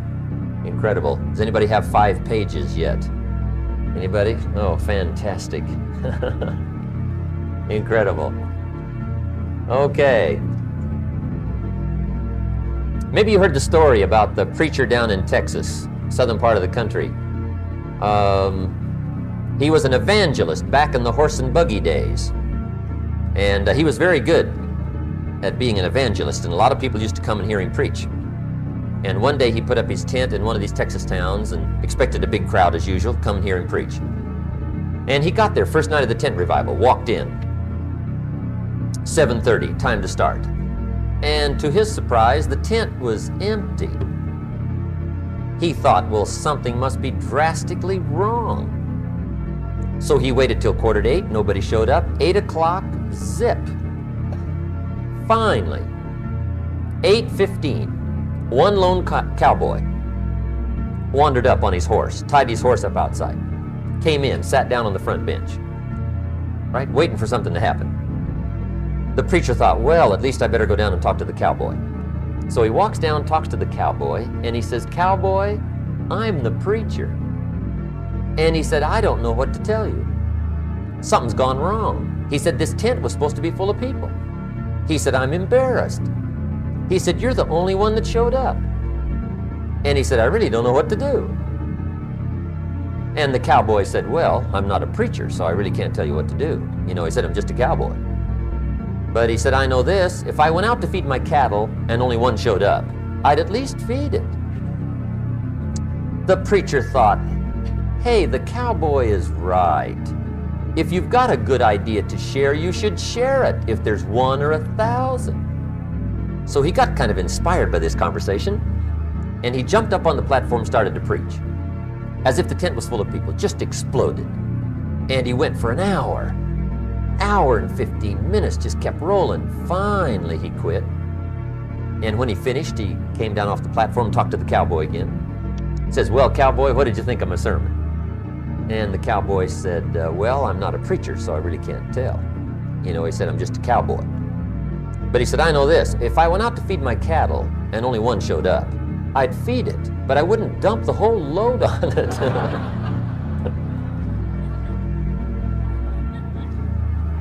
So anyway,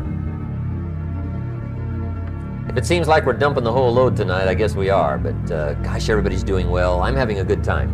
I appreciate the response here tonight. Okay, the next subject is setting goals. Let me show you what turned my life every way but loose. Mr. Schoaf dropped this idea on me, changed me completely. Setting goals.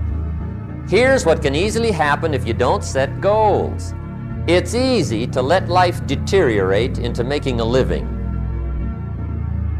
instead of designing a life.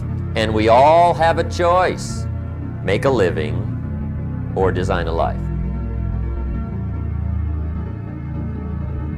It's easy to get trapped by economic necessity and settle for existence rather than substance. That's easy. But the best advice I can give you on how to break out of that trap is to learn how to set goals.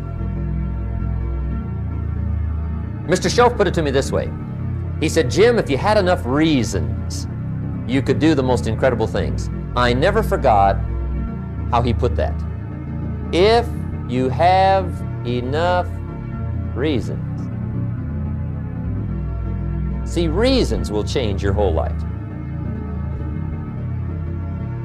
Mr. Schoaf said to me, he said, "Mr. Rohn, I think you've got plenty of intelligence, you've got plenty of talent, you've got plenty of ability. Probably what you lack is plenty of reasons." He said, "I don't think your current bank balance is a true indication of your level of intelligence." I was happy to hear that. He said, "I think you're much smarter than your present bank balance indicates." And that turned out to be true. I was much smarter. But of course my first question was, well then why isn't it bigger? And he said, "You don't have enough reasons. You've got enough intelligence, but not enough reasons." So see, reasons can change your life. Here's what else I found out. Reasons come first, answers come second. You don't get the answers to do well till you get the reasons. Life has a mysterious way of hanging on to all the answers and only gives them up to the people that are inspired by reasons. So reasons make the difference in how your life works out.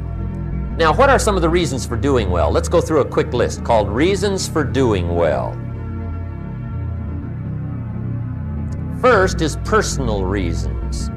Some people do well for recognition. Some people do well for respect. Some people do well for the way it makes them feel. They love the feeling of being a winner. Those are good reasons. I have some millionaire friends that keep working 10, 12 hours a day, making more millions. And it's not because they need the money. It's because they need the joy and the satisfaction and the pleasure that comes from being a constant winner. And see, it's not just the money anyway. It's the journey, not the money. Once in a while somebody says to me, "Boy, if I had $1 million, I'd never work another day in my life." That's probably why the good Lord sees to it they don't get their million, right? They'd quit. They'd quit. Okay. Next is family reasons. Some people do extremely well for other people, and that's powerful. Human beings can greatly affect each other. Sometimes we will do things for somebody else we will not do for ourselves. We're made that way. I met a man one time who said, Mr. Rohn, to do all the things I want to do with my family around the world, he said, I got to have at least $250,000 a year. I thought, incredible. Could a guy's family affect him that much? And the answer is, of course. How fortunate are the people that find themselves greatly affected by somebody for personal achievement. And we are affected.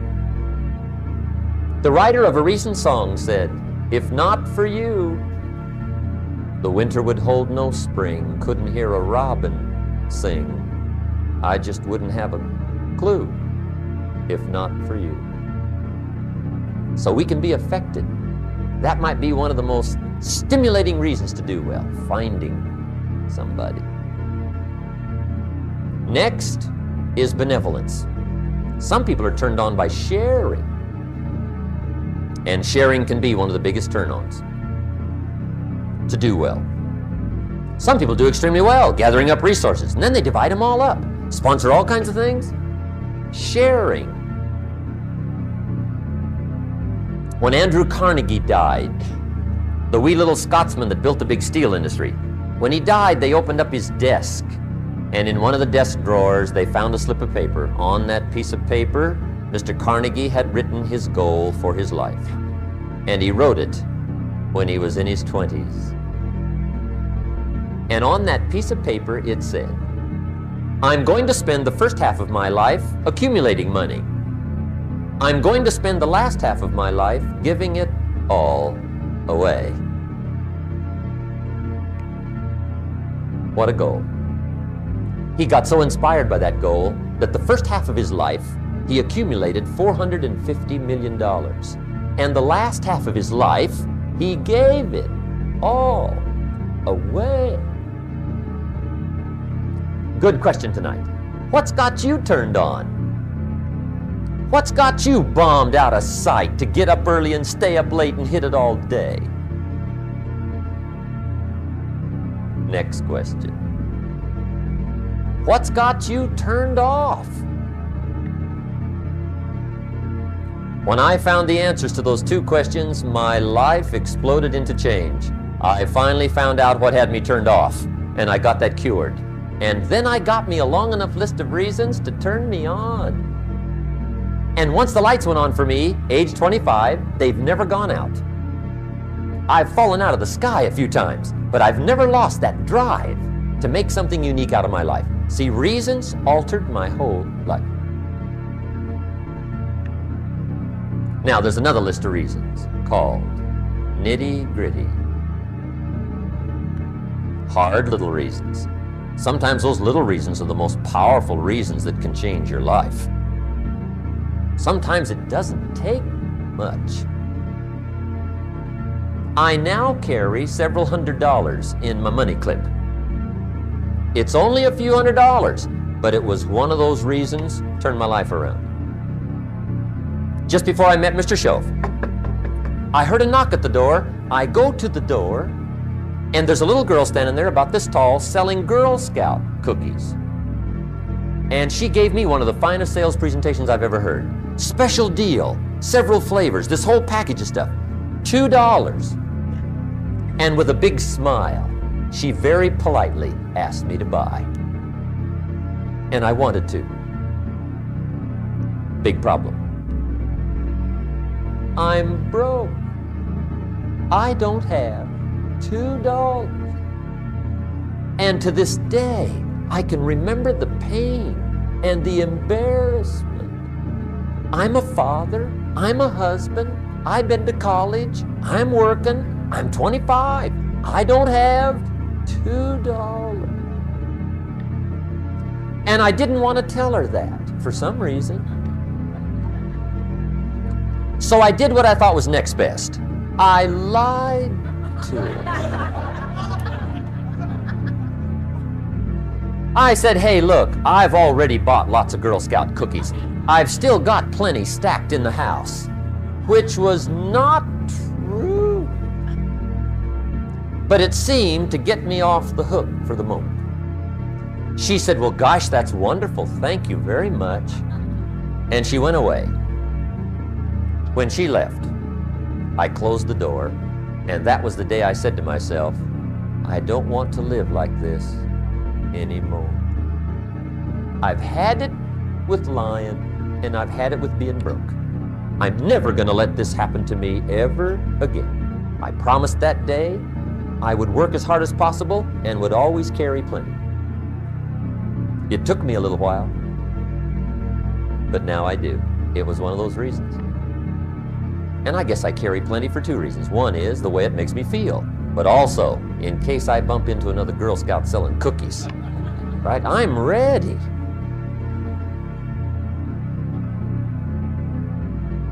I walked out of the Bank of America one time up in Saratoga, California, where I used to live.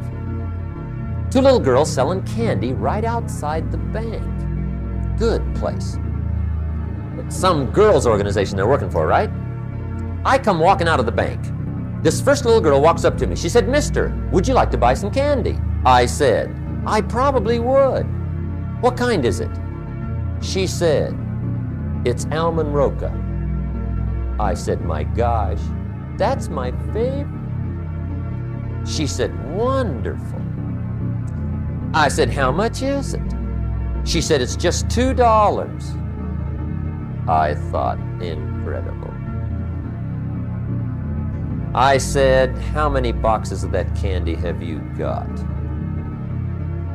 She said, 5. And her little friend was standing there. She was selling candy too. I said, how many boxes have you got? She said, I've got 4. I said, that's 9. I'll take them all. They said, really?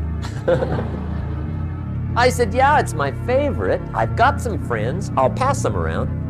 They got so excited, put all this candy together. I reached in my pocket, gave them the $18. When I've got the candy and they've got the money, that first little girl looks up at me. She says, mister, you are really something. How about that? Can you imagine only spending $18 and have somebody look at you in the face and say, you are really something? Now you know why I carry heavy, right? I'm not gonna miss anymore. It was just one of those reasons, helped to change my life. One of my nitty-gritty reasons was budget finance. Budget finance used to grind my soul. Way back in those early days, I had fallen for one of those consolidation loans, where you take all your little hard-to-pay bills, put them into one big impossible-to-pay bill, right?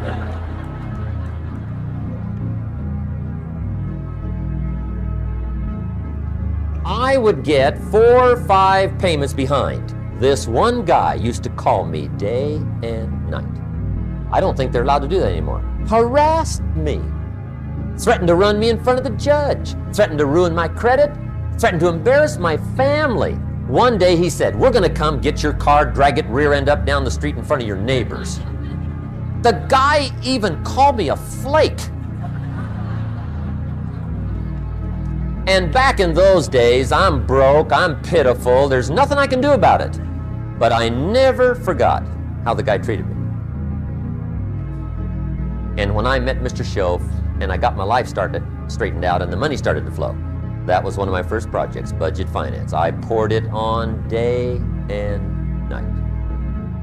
I finally put all the money together I owed him, which was considerable. I picked a day for the payoff. And when the payoff day came, I put the money in small bills in a big briefcase. And I walked into the budget finance office on Wilshire Boulevard in Los Angeles. The guy who harassed me so often, his desk was about 3 back. I walked right up to his desk, startled him. He wondered what I was doing there. It was the first time I'd been there since I'd borrowed the money, right? Without saying a word, I opened up this briefcase, dumped this pile of money all over his desk.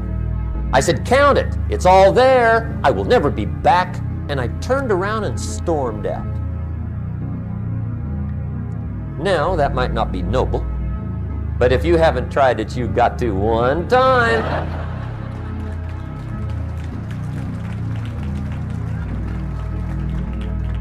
It can be the day that turns your life around. All you need is a reason that turns you on.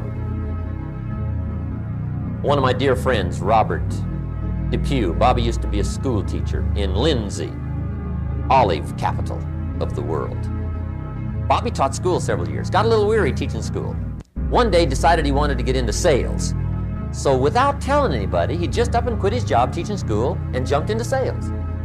When he did, his brother made fun of him, laughed at him, put him down, said Robert's lost his mind.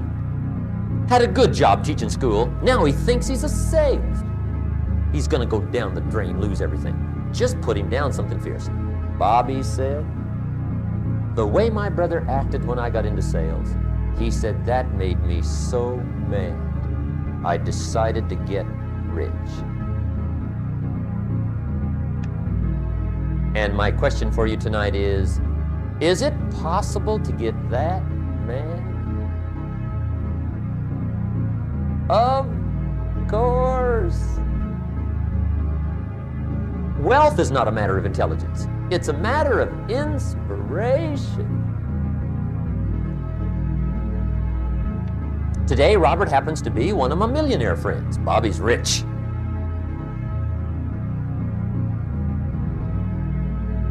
Frank Sinatra said one time, "The best revenge is massive success."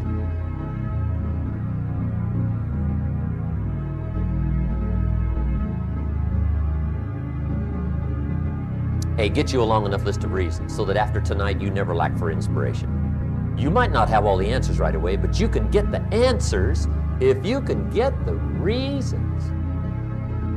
Now let me give you a little simple formula for goal setting. Okay? We take 2.5 hours on the weekend for the whole 10-year plan. We don't have time for that tonight, but let me get you started with a little simple formula Mr. Schoaf gave me. And maybe this will be helpful. First of all, I've divided goals into 2 parts. First is long range. Long range goals. That's your dreams. Your dreams for the next 3, 5, 10, 20, 30, 40 years. Actually, the rest of your life. Your dreams. You've got to keep dreaming. Ronald Reagan, president, said to the joint session of Congress a few weeks ago, "The republic is a dream.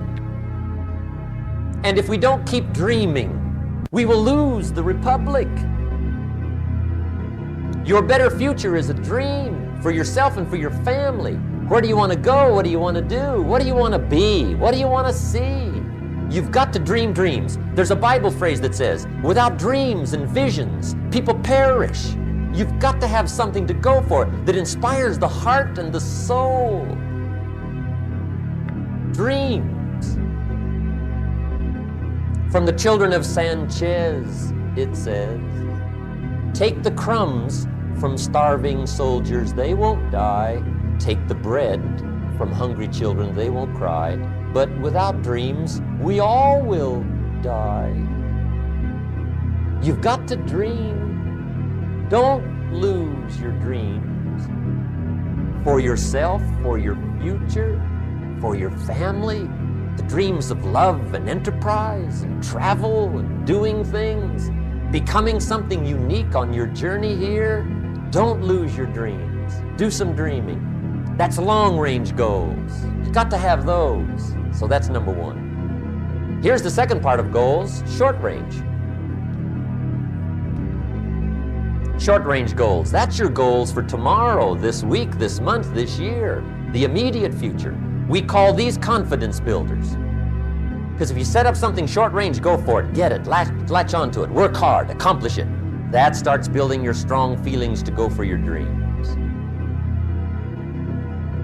Now, I've divided goals into 3 categories. Here they are. Number 1 is economic. That's your goals for money, income, business, profits, production.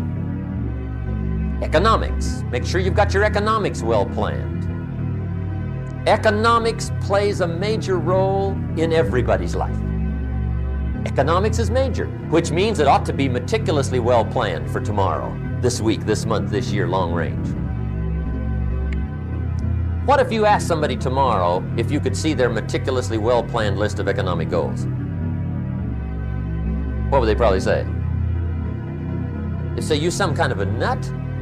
You must be weird." Hey, I found out what success is. Success is doing what the failures won't do.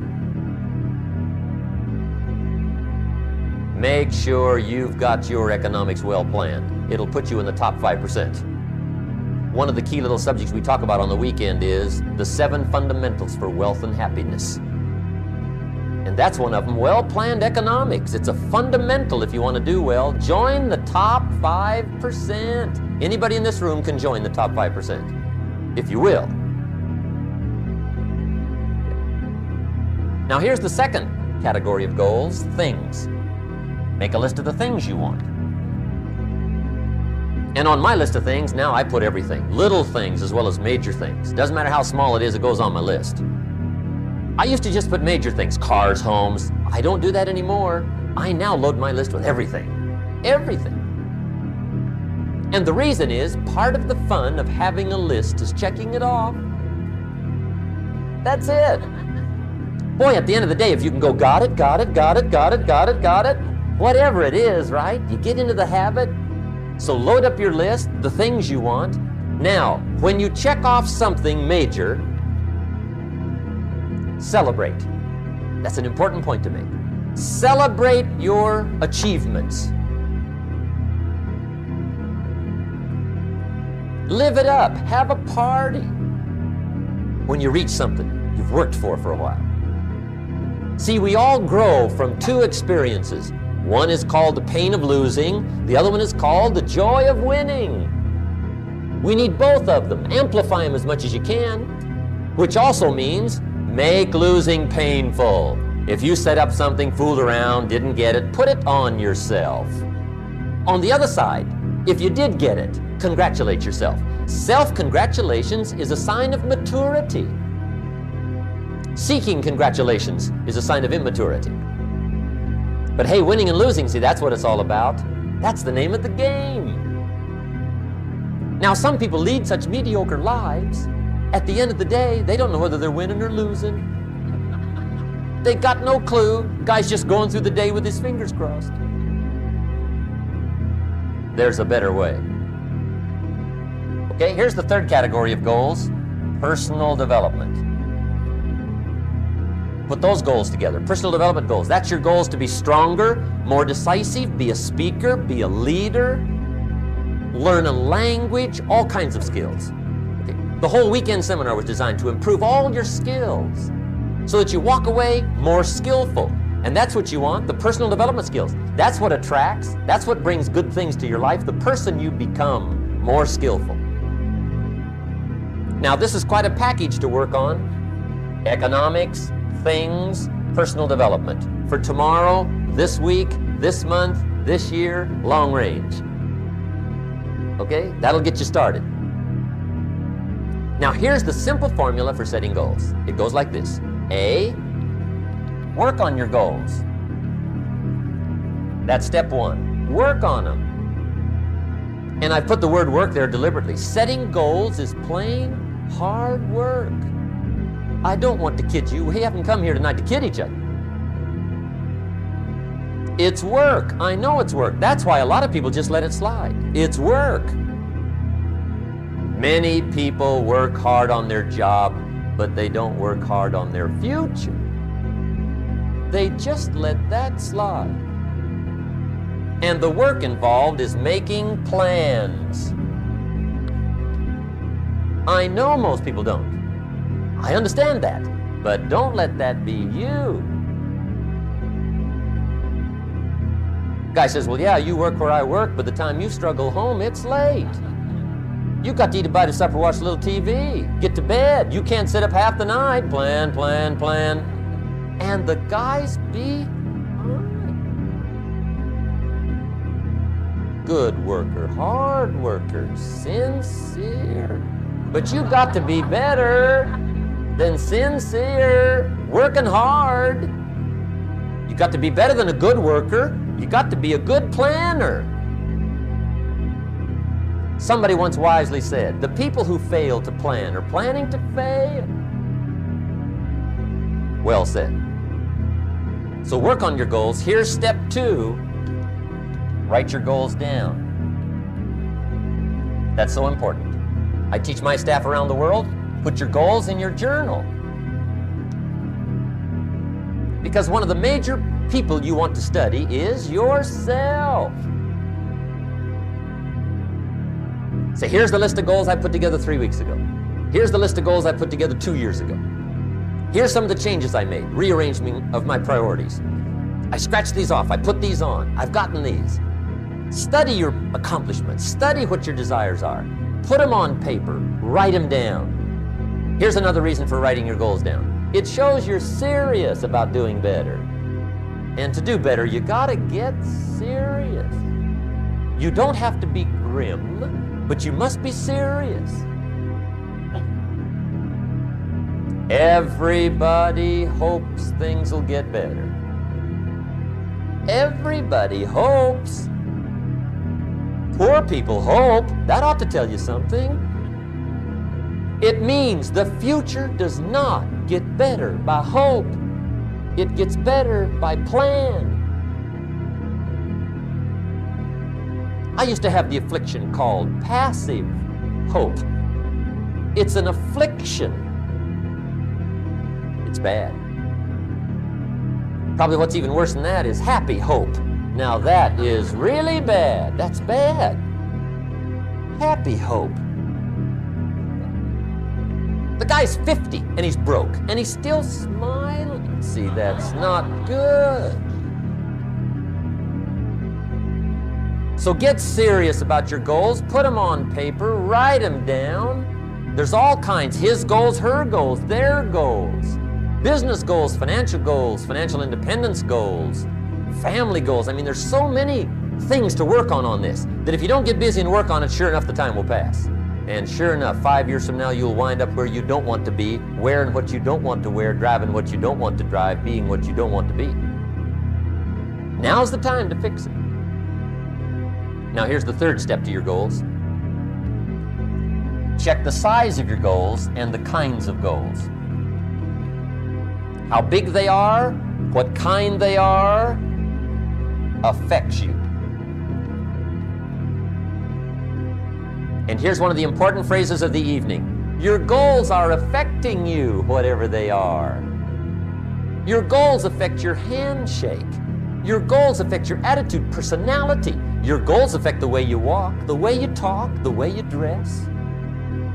All day long, we're being affected by our goals. Now, some people have goals, but they have such lousy goals. The effect is bad. I asked a guy one time, what are your goals for this month? The guy said, look, if I could just scrape up enough money to pay these lousy bills. That was his goal. I'm not saying it isn't a goal. It's a goal, but it's such a lousy goal, the effect is bad. You don't jump out of bed on Monday morning and say, oh boy, another chance to go out and scrape up the money to pay my lousy bills. See, you don't do that. Usually you say, oh, not another Monday.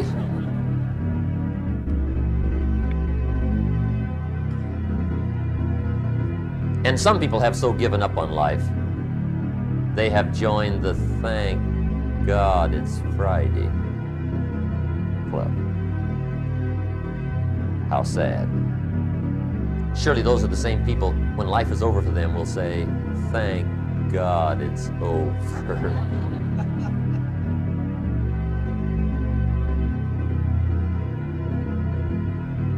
Let me give you a Bible philosophy that teaches how to get whatever you want. That's the title of the next set of notes. How to get whatever you want from the Bible.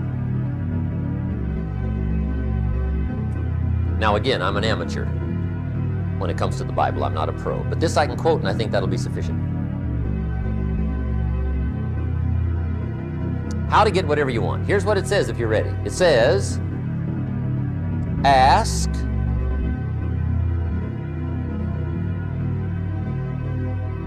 that's it. End of notes. Ask. If there's one art in life to learn extremely well, that's got to be one of them. The art of asking. What does ask mean? Ask means, what do you want? And the formula is staggering. It says ask and what? A guy ought to look into that.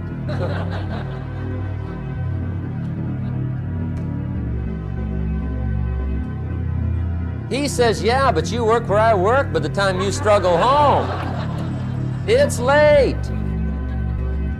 You got to eat a bite of supper, watch a little TV, get to bed. You can't sit up half the night. Ask, ask, ask. And the guys be... See, you've got to be better than a good worker. You've got to be a good asker. Now, let me give you 3 key points on asking and receiving. This can do it. Number 1, asking is the beginning of receiving. Asking starts a unique process, mental and emotional. I don't even know how it works. All I know is it works. It's like pushing a button and all this machinery starts working. I don't know how. It just works. There's a lot of things you don't need to know how. Just work them. Some people are always studying the roots. Others are picking the fruit. I mean, it depends on what end of it you want in on. Asking is the beginning of receiving, so start the process. Here's number 2. Receiving is not the problem. Receiving is automatic. Now, if that's true, receiving is not the problem, what's the problem? Failure to ask might be one of your major problems. I don't know. Check it out. The guy says, oh, now I see it. I got up last year and hit it every day, but there's not a scrap of paper with my goal. Good worker. Poor asker. So you got to change that. Here's number 3. Receiving is like the ocean. There's plenty, especially in California. It's like an ocean here.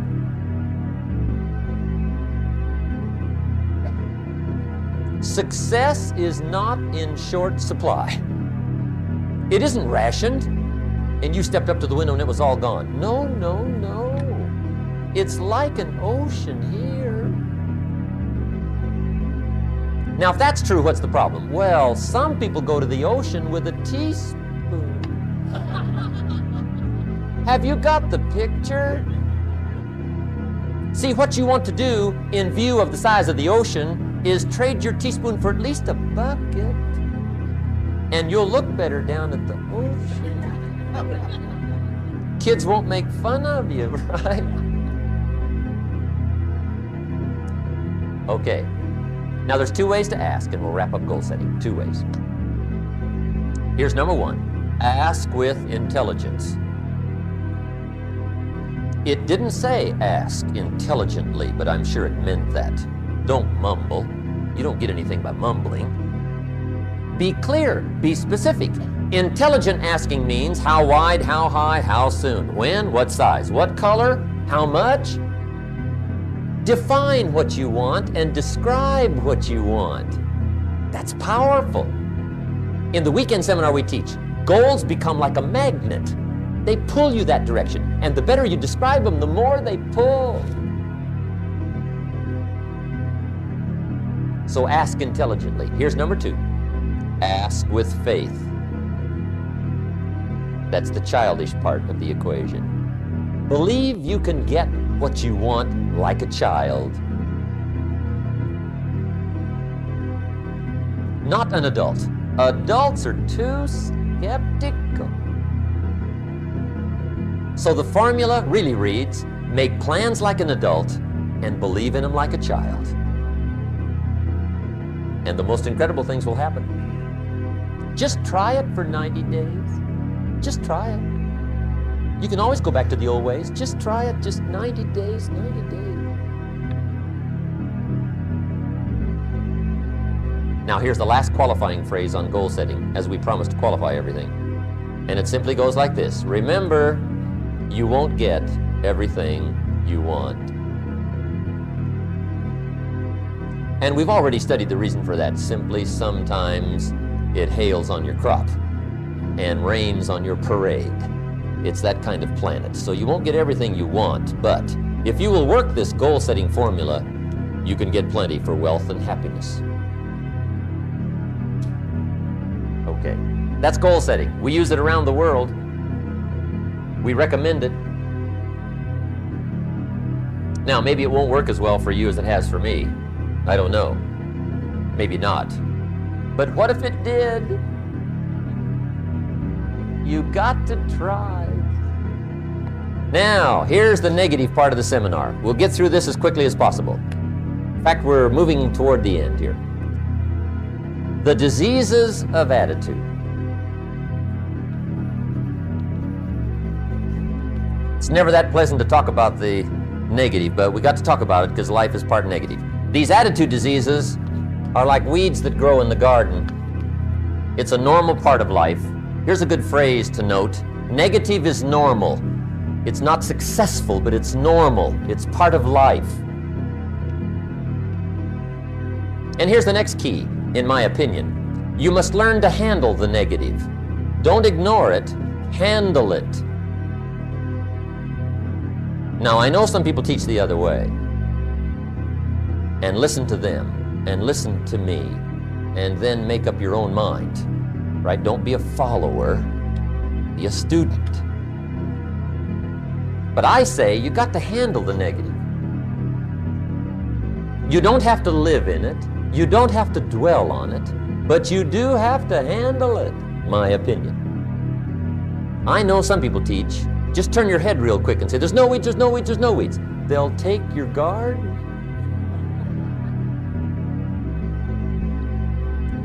So you've got to handle the negative. Here's what part of it is. It's called the Great War Between Good and Evil. Mr. Reynolds and I are working on a new book this year called The Great War Between Good and Evil. And there is a war on. The minute you were born, you got involved in the war between good and evil, between darkness and light, between negative and positive, between evil and good, between tyranny and democracy, between weeds and human activity. I mean, the war is on. If democracy sleeps, guess who never sleeps? Tyranny. In the absence of light, guess what's automatic? Darkness. If good does not arouse itself and become active, guess what moves in? Evil. It's a war. A mental war, a physical war, a financial war, between enterprise and ease, between accomplishment and failure. It's a war. That's why there's an Old Testament phrase that gives the best advice for human activity when it says, 6 days labor, 1 day rest. Now, I'm sure we've taken that to mean, don't work all 7 days, take one off. Here's what it also means, only take one off. Or you're liable to lose the war. Now, we've got it down to 5 and 2, and maybe that's not too dangerous, I don't know. If God would have thought of 5 and 2, he might have made it 5 and 2. I don't know. You can't think of everything. But here's what it does mean. Enterprise is better than ease. If you rest too long, the jungle overtakes the village. Now, here's the good news about the war between good and evil. Evil is no match for good, but good must be active. Weeds are no match for human activity. But if you stand still, how far in will they come? All the way. They'll grow right up around your shoes. But if you get busy, how far back can you take them? As far as you wish. They're no match, but you must be active. That's why the 6 and 1. Make sure you're not losing the war by taking off too much. Guess what the average years are after retirement? 6. 6. Which means don't retire. Your chances are too slim. Okay. The war between good and evil, the weeds. You got to make sure you recognize the negative, handle it, deal with it, and then go on. Let's make a list of the diseases of attitude that can wreck all your chances to do well. One of the words that destroys everything is called neglect. Neglect. And I found this out. A week of neglect could cost you a year of repair. It isn't worth it. So what to be on the lookout for? Here's the list. If you were making it, you'd have the same list I've got. Right? We're not covering anything new tonight. This is a reminding session, not a teaching session. But it doesn't hurt to go over it again. Here's the list. Attitude diseases. Number 1 is indifference. The shrug of the shoulder. The guy's not even concerned. He's just drifting. This is called the mild approach to life. A disease known as mildness.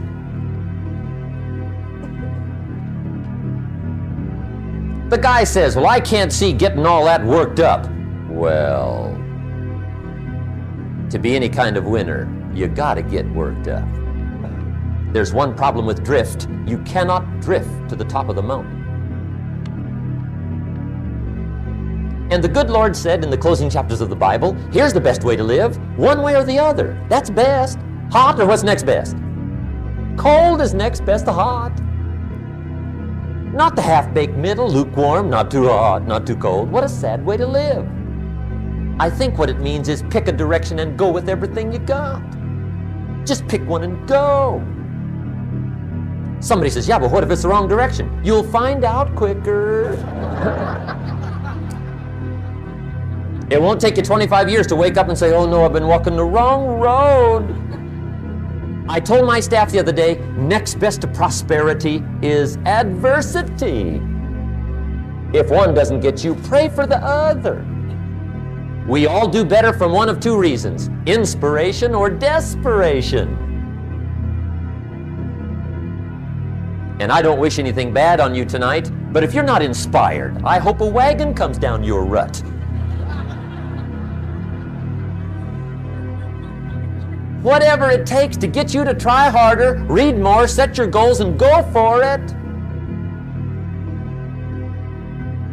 Somebody asked me one time, what quality would I pick if I wanted to work with somebody? And you know what I picked first? Number 1, strong feeling. Please, number 1, give me somebody that feels strong. About most anything, I don't even care. Just so they believe it. Even if they disagree with me. Wonderful. Just so they disagree vigorously.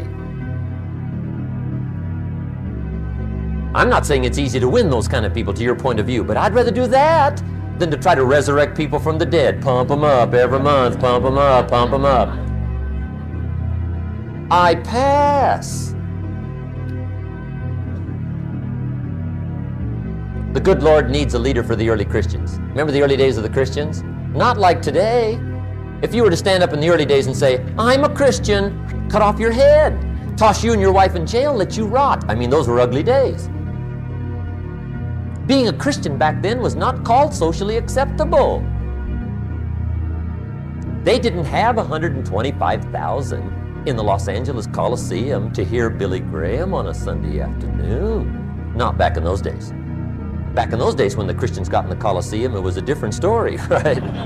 I mean, the word was, stay out of the Coliseum, especially on Sunday. Last Sunday was Lions 33, Christians nothing. See, those were mean, tough struggle days for the Christians. Now, when the days are mean and tough and struggling, you got to have some kind of leader. Do you know who the good Lord picked for the leader when the days were mean and ugly? Saul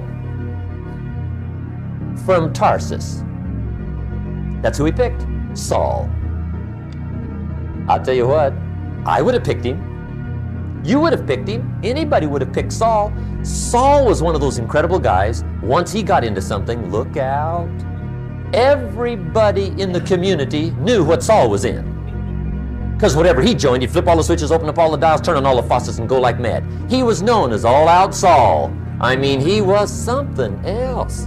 Now, at first, it wasn't working out well. Saul hated Christians, which makes a poor leader, right? I mean, that won't work. Saul got this bug somewhere about the Christians. He got to hating Christians. And he hated them so bad, every time somebody would say Christian, he'd fly into a rage. And I guess he decided one day, it was his mission in life to get rid of all the Christians. He was Saul anyhow, could do most anything he wanted to. So he got him these letters of authority to go around to the various communities and hunt down the Christians. They said, do whatever you want to with them, Saul, they're unpopular anyhow. Drag them in the streets, whip them, stone them, torture them, kill them. You mention the name Saul from Tarsus to the early Christians, I'll tell you what they would do.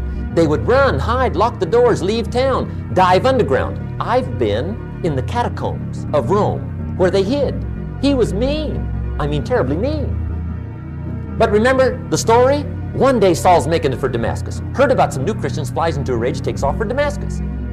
And the story said he was angry. There's a little sentence in the story that says, on his way to Damascus, he was breathing out threatenings and slaughter, which meant he felt rather strong about the idea, right? That's strong, that's strong. But on this journey, right, according to the story, as Saul was making his way to Damascus, the good Lord looks down out of heaven and says, there's my man, Saul. He's got to be something else. And according to the story, this great light shines out of heaven, knocks him flat, right off his horse, grinds his face in the dirt, and blinds him for 3 days. The good Lord using recruiting tools we can't use, but when you're Lord, right? To make a long story short, Saul from Tarsus becomes converted to Christianity. He becomes Paul, the great leader, the apostle. And without a doubt, the good Lord got him a dandy. One he didn't have to pump up every month. In one of his later writings, he said, the things I once hated, I now love. The things I once loved, I now hate. See, that's strong. Here's the key to the good life. Learn to put everything you've got into everything you do. Whatever you are doing, pour it on. It will quickly open up into opportunity or quickly disclose to you that you ought to be doing something else. The delusion is, if I had a better job, I'd really pour it on. See, that's delusion. Wherever you are, pour it on. Don't give somebody half a job for a day's pay. Pour it on. See, that'll help change your life. Get rid of this disease. Here's the next attitude disease, indecision. Mental paralysis. The guy can't make up his mind and it becomes a disease. Pretty soon he knows he's got it. The guy says, well, I know I'm on the fence. But he says, what if I get off on the wrong side? Listen, after a while it doesn't matter. Just get off. Any side will do. A life full of adventure is a life full of many decisions. The ones that turn out to be wrong give you better experience to make better decisions. So don't see how many decisions you can get out of, see how many you can get into. That's where the adventure is. So shake off this disease, indecision. The next one is doubt. Doubt's like a plague. And one of the worst is self-doubt. There are many, but that's one of the worst. The guy doubts himself. Doubts if it'll last that long for him. Doubts if he can do that well. Doubts if he can make that much. Doubts if he can accomplish all that. A chronic, excellent self-doubter. You can imagine what damage that does to your future. So here's the key. Turn this coin over and become a believer. And there's many things to believe in. One of the majors is yourself. The understanding of self-worth is the beginning of progress. Now, if those three don't get you, this one will. Worry. That's a devastating disease. Worry causes health problems, social problems, personal problems, family problems. It's devastating. Worry long enough, it'll drop you to your knees. Could reduce you to begging. I know how bad this one is. I used to have it bad. I used to be known as a super worrier. Not a super warrior. No, super worrier. My family wished I'd have been a warrior. I got those years to make up for. But I'll tell you what. My advice to you is do what I finally did on worry. Give it up. Who needs it? I'm not saying it's easy. I'm saying it's worth it.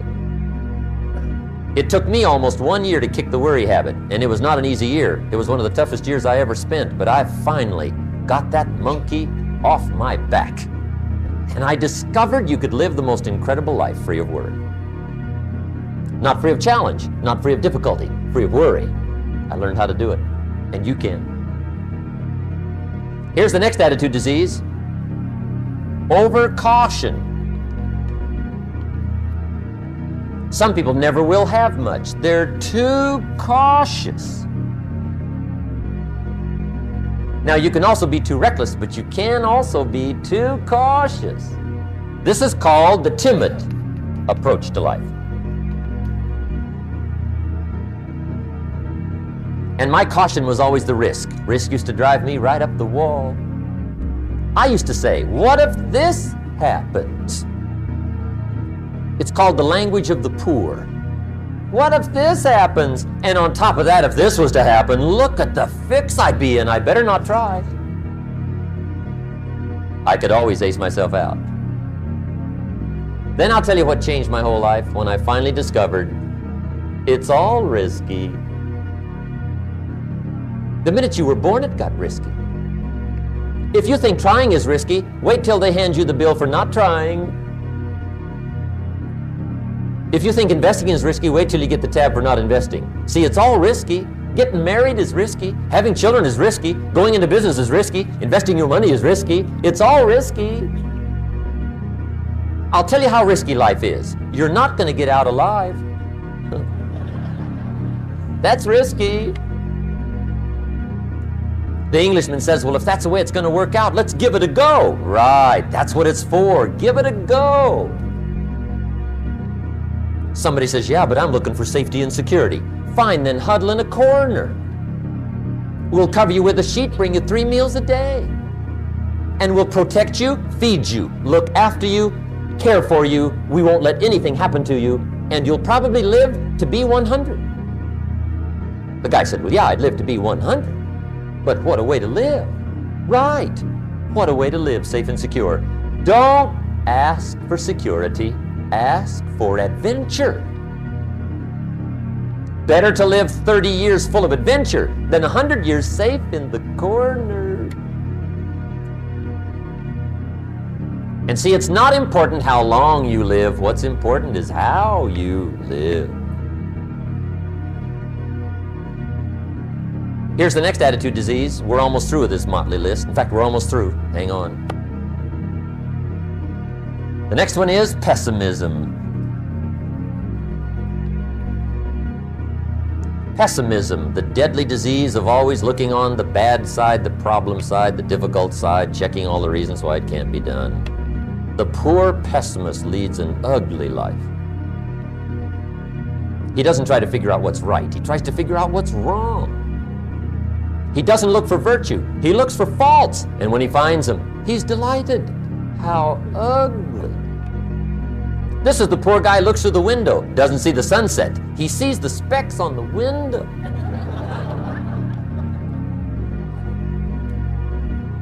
And this is the poor guy, right, who rushes up, takes such leave of his senses. This guy rushes up and he says, I've got 5 good reasons why it won't work. He's so dumb he doesn't know all he needs one. He's got five.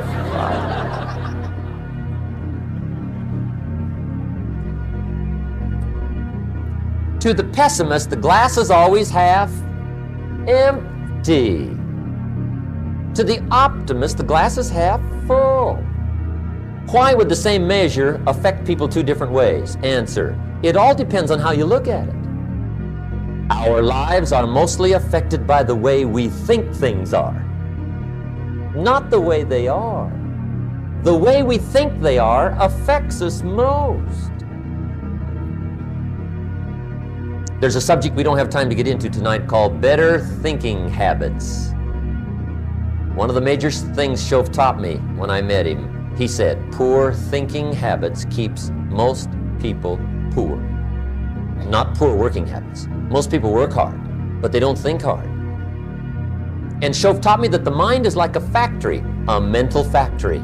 And whatever you think about all day long pours ingredients into this mental factory. And that's what builds the economic, social, financial fabric of your life. He quoted me a Bible phrase that says, as you think, so you become. How awesome. When he talked about poor thinking habits, he had me. I used to start the day reading the morning newspaper. I mean, you can believe that or not. I'd get a cup of coffee and read the paper. I'd load up on wars and riots and murders and stabbings and killings and bank robberies and muggings and car wrecks and tragedies. I'd even read the back pages. I seem to like that stuff for some weird reason. I'd load up on all that, and then I'd start the day. You can imagine the kind of days I used to have. You walk around on your financial knees. They call you economic peewee.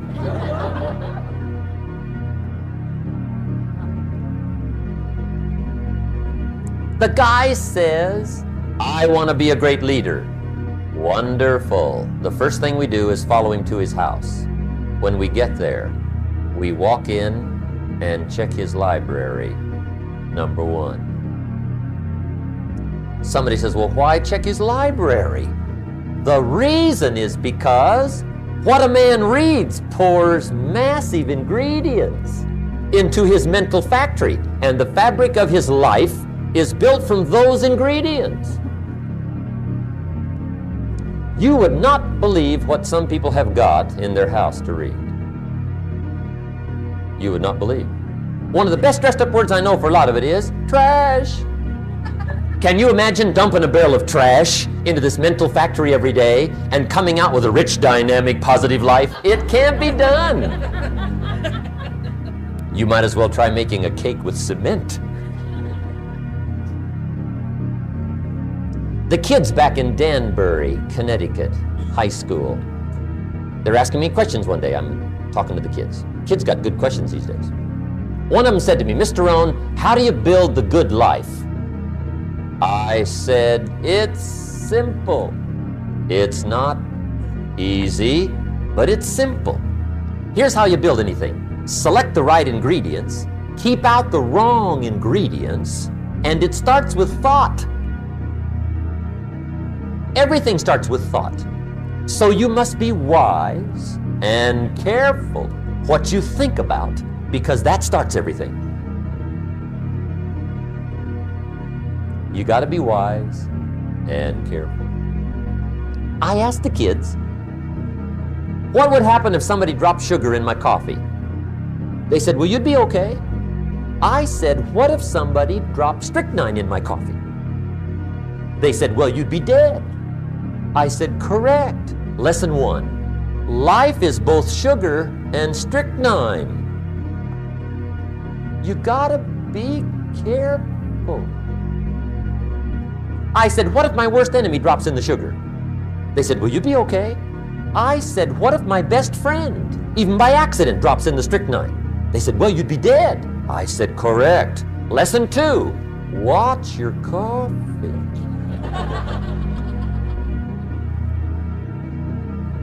You got to be careful. See, it doesn't matter who hands you the bad stuff. It doesn't matter where you get the bad stuff. It'll still do its damage on your bank account, wherever you get it. Mr. Schoaf gave me one of the greatest phrases when I first met him when he said, "Jim, every day stand guard at the door of your mind." How important. Stand guard at the door of your mind. And you decide what goes into your mental factory. Don't let anybody just dump anything they want to in your mental factory, because you've got to live with the results. Okay, here's the last disease, and we're through with this list. In fact, we're almost through. Hang on. The last subject is very brief. The last disease, but this one is deadly. Engage in this one, indulge in it even slightly, and you might as well forget the future, because it's going to forget you. Complaining, crying, whining, griping, a Bible word called murmuring. See, that'll ace your future. Spend 5 minutes complaining, and you have wasted 5. And you may have begun what's known as economic cancer of the bone. Surely they will soon haul you off into a financial desert and there let you choke on the dust of your own regret. I hope I said that well, so you won't forget. It's a deadly disease. If you don't think it's bad, ask the children of Israel of Old Testament fame. Typical of us all, their story just happened to get in the book. Story says, children of Israel were slaves. God performed a series of dazzling miracles and got them out. And now they're heading for the promised land. Remember the story? Heading for the promised land. Tragedy of the story, they never got there. Reason. From day one, they started to complain. They griped about the water. They griped about the weather. They whined and cried and griped about the food. They griped about the leadership. They whined and cried because it was too far, too cold, too hot, too difficult, too miserable. I mean, they whined and cried for years. Finally, God said, "I've had it, trip canceled." Or something like that. The story says they died in the desert, never got to the promised land. Which I think means 2 things. Indulge in this long enough, you get your future canceled. And I guess it also means even God Himself can only take so much.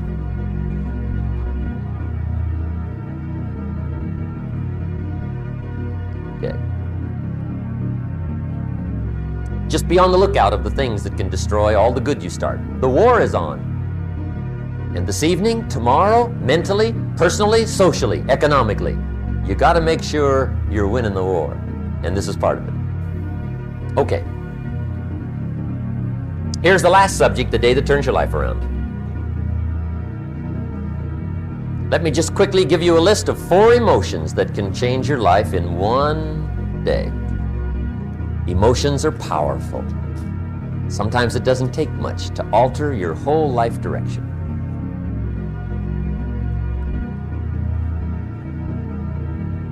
Okay, here they are. Number 1, disgust.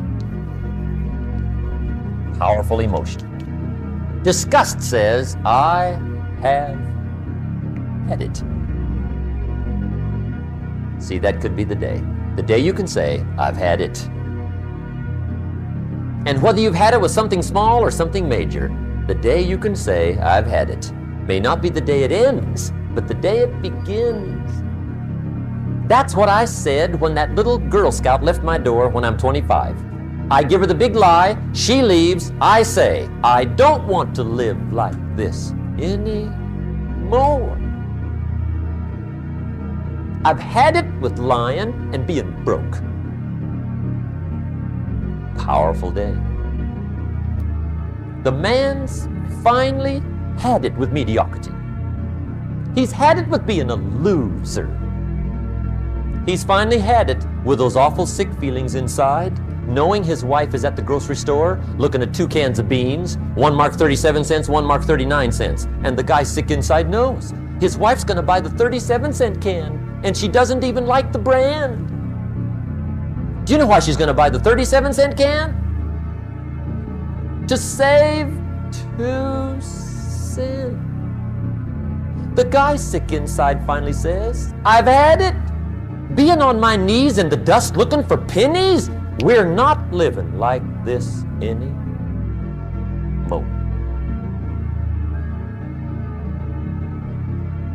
Could be the day that turns your life around. The day you can say, I've had it. He walks into his closet and rips everything in it to shreds and says, I've worn this embarrassing stuff for the last time. And not only will I never wear it again, no one else will ever wear it again. Commit an act that says, I've had it. Powerful. Here's the next one. Decision. And decision-making is powerful. And it's emotional. That's those knots in the pit of your stomach, right? Waking up in the middle of the night in a cold sweat, trying to decide. We sometimes call it inner civil war. What shall I do? Well, for progress, you must decide. The best advice I can give you came from a wealthy friend of mine who said, if it's easy, do it easy. If it's hard, do it hard. Just get it done. If you went home tonight and in the next few days cleaned up a whole list of decisions, that might furnish enough inspiration for the next 10 years. I found this out many times after you've decided. Getting on with it is easier than deciding. Sometimes decision is the toughest part. Here's the next emotion, desire, wanting to bad enough. And I don't know how to tell you to want to. That's something you've got to come up with. There's 2 things I know about desire. Number 1, it comes from inside, not outside. You don't send off for it. Number 2, I know desire can be triggered by something. Who knows what it might be? Sometimes desire waits and sleeps for something to happen. Maybe it's a book, maybe it's a song, maybe it's a sermon, maybe it's a lecture, a seminar, maybe it's the conversation of a friend, a happening, an event. Who knows? The best advice I can give you is what I give my staff. It goes like this: welcome every human experience. You never know which one is going to turn it all on. Even the bad experiences. Sometimes from the bitterest experience comes the greatest awakening. So let down the barriers, take down the walls. The same wall that keeps out disappointment keeps out happiness. Let life touch you. Don't let it kill you, but let it touch you. Here's the last one. This one's powerful. Resolve. Resolve says, I will. 2 of the most powerful words in the language. I will. Benjamin Disraeli once said, nothing can resist a human will that will stake even its existence on the extent of its purpose. Shortly put, I'll do it or die. See, that's powerful. That could be the day that turns your life around. The world has a strange way of stepping aside when somebody says, I'll do it or die. The man says, I will climb the mountain. They've told me it's too high, it's too far, it's too rocky, it's too difficult, it's never been done before, but it's my mountain, I will climb it. Pretty soon you'll see me waving from the top. Or dead on the side, because I ain't coming back.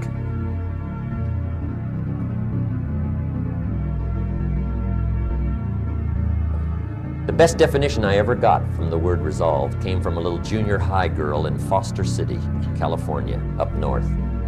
I'm talking to the junior high kids one day. I love to ask kids definitions. They come up with beauties. I got to the word resolve and I asked, who can tell me what resolve means? And I got several hands, and they were all pretty good, but the last one was the best. Little girl, about 3 rows back. held up her hand. She said, Mr. Rohn, I think I know what resolve means. I said, darling, what do you think it means? She said, I think it means promising yourself you will never give up. I said, that's it. Webster, stand aside. That is the definition. Promise yourself you will never give up. I asked the kids, how long should a baby try to learn how to walk? How long? How long would you give your average baby before you shut him off? How long? See, any mother in the world would say, you're crazy. My baby's going to keep trying until it learns how to walk. What a magic formula. Now let me show you what triggers all emotions into activity that brings results. And results is the name of the game. Here it is. Action. Finally, you must do something about how you feel. Jesus, the master teacher, said, don't just be listeners, be doers. The world admires the doers. Another Bible phrase says, faith without action is useless. Some people these days are big on affirmations. You've got to be very careful of affirmations. There's a thin line between faith and folly. The best clue I can give you on affirmations is this. Affirmation without discipline is the beginning of delusion. And there's nothing worse than delusion.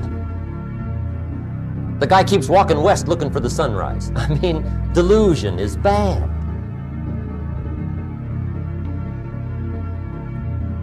However, affirmation with discipline can bring the most spectacular results.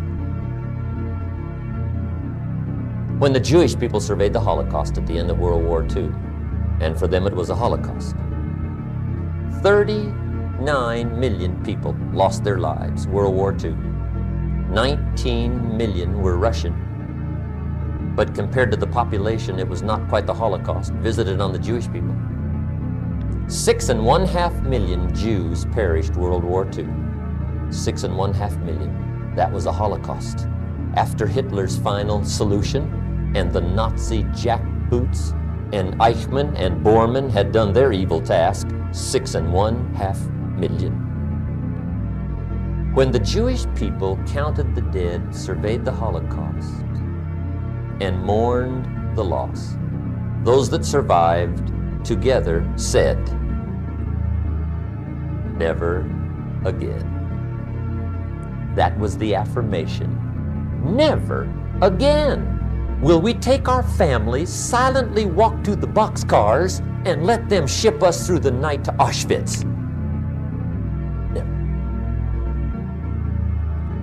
Well, that's good to make an affirmation, but the next question is, what are you going to do to back up the affirmation? They said, well, number one, we'll build a nation. Then they said, we'll build an army. Wow. And a navy. My. And an air force. And we'll buy some bombs. My. And some bullets. Wow. We'll spend a big portion of the national treasure. We'll even spend some of Israel's finest lives. We mean it. Never again. That's called backing up affirmation with discipline. Does it work? Well, yes. They've been tested 4 times in war on their affirmation in the last 25 years. 4 times, major. The next to the last war was called the 6-Day War. As if to say, didn't we tell you? Never.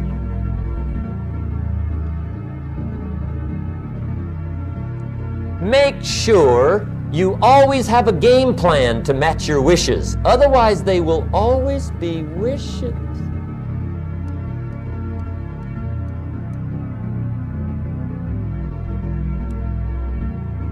The day that turns your life around. Let me give you 4 questions to take home when we're finished. These are called questions to ponder. And this wraps it up.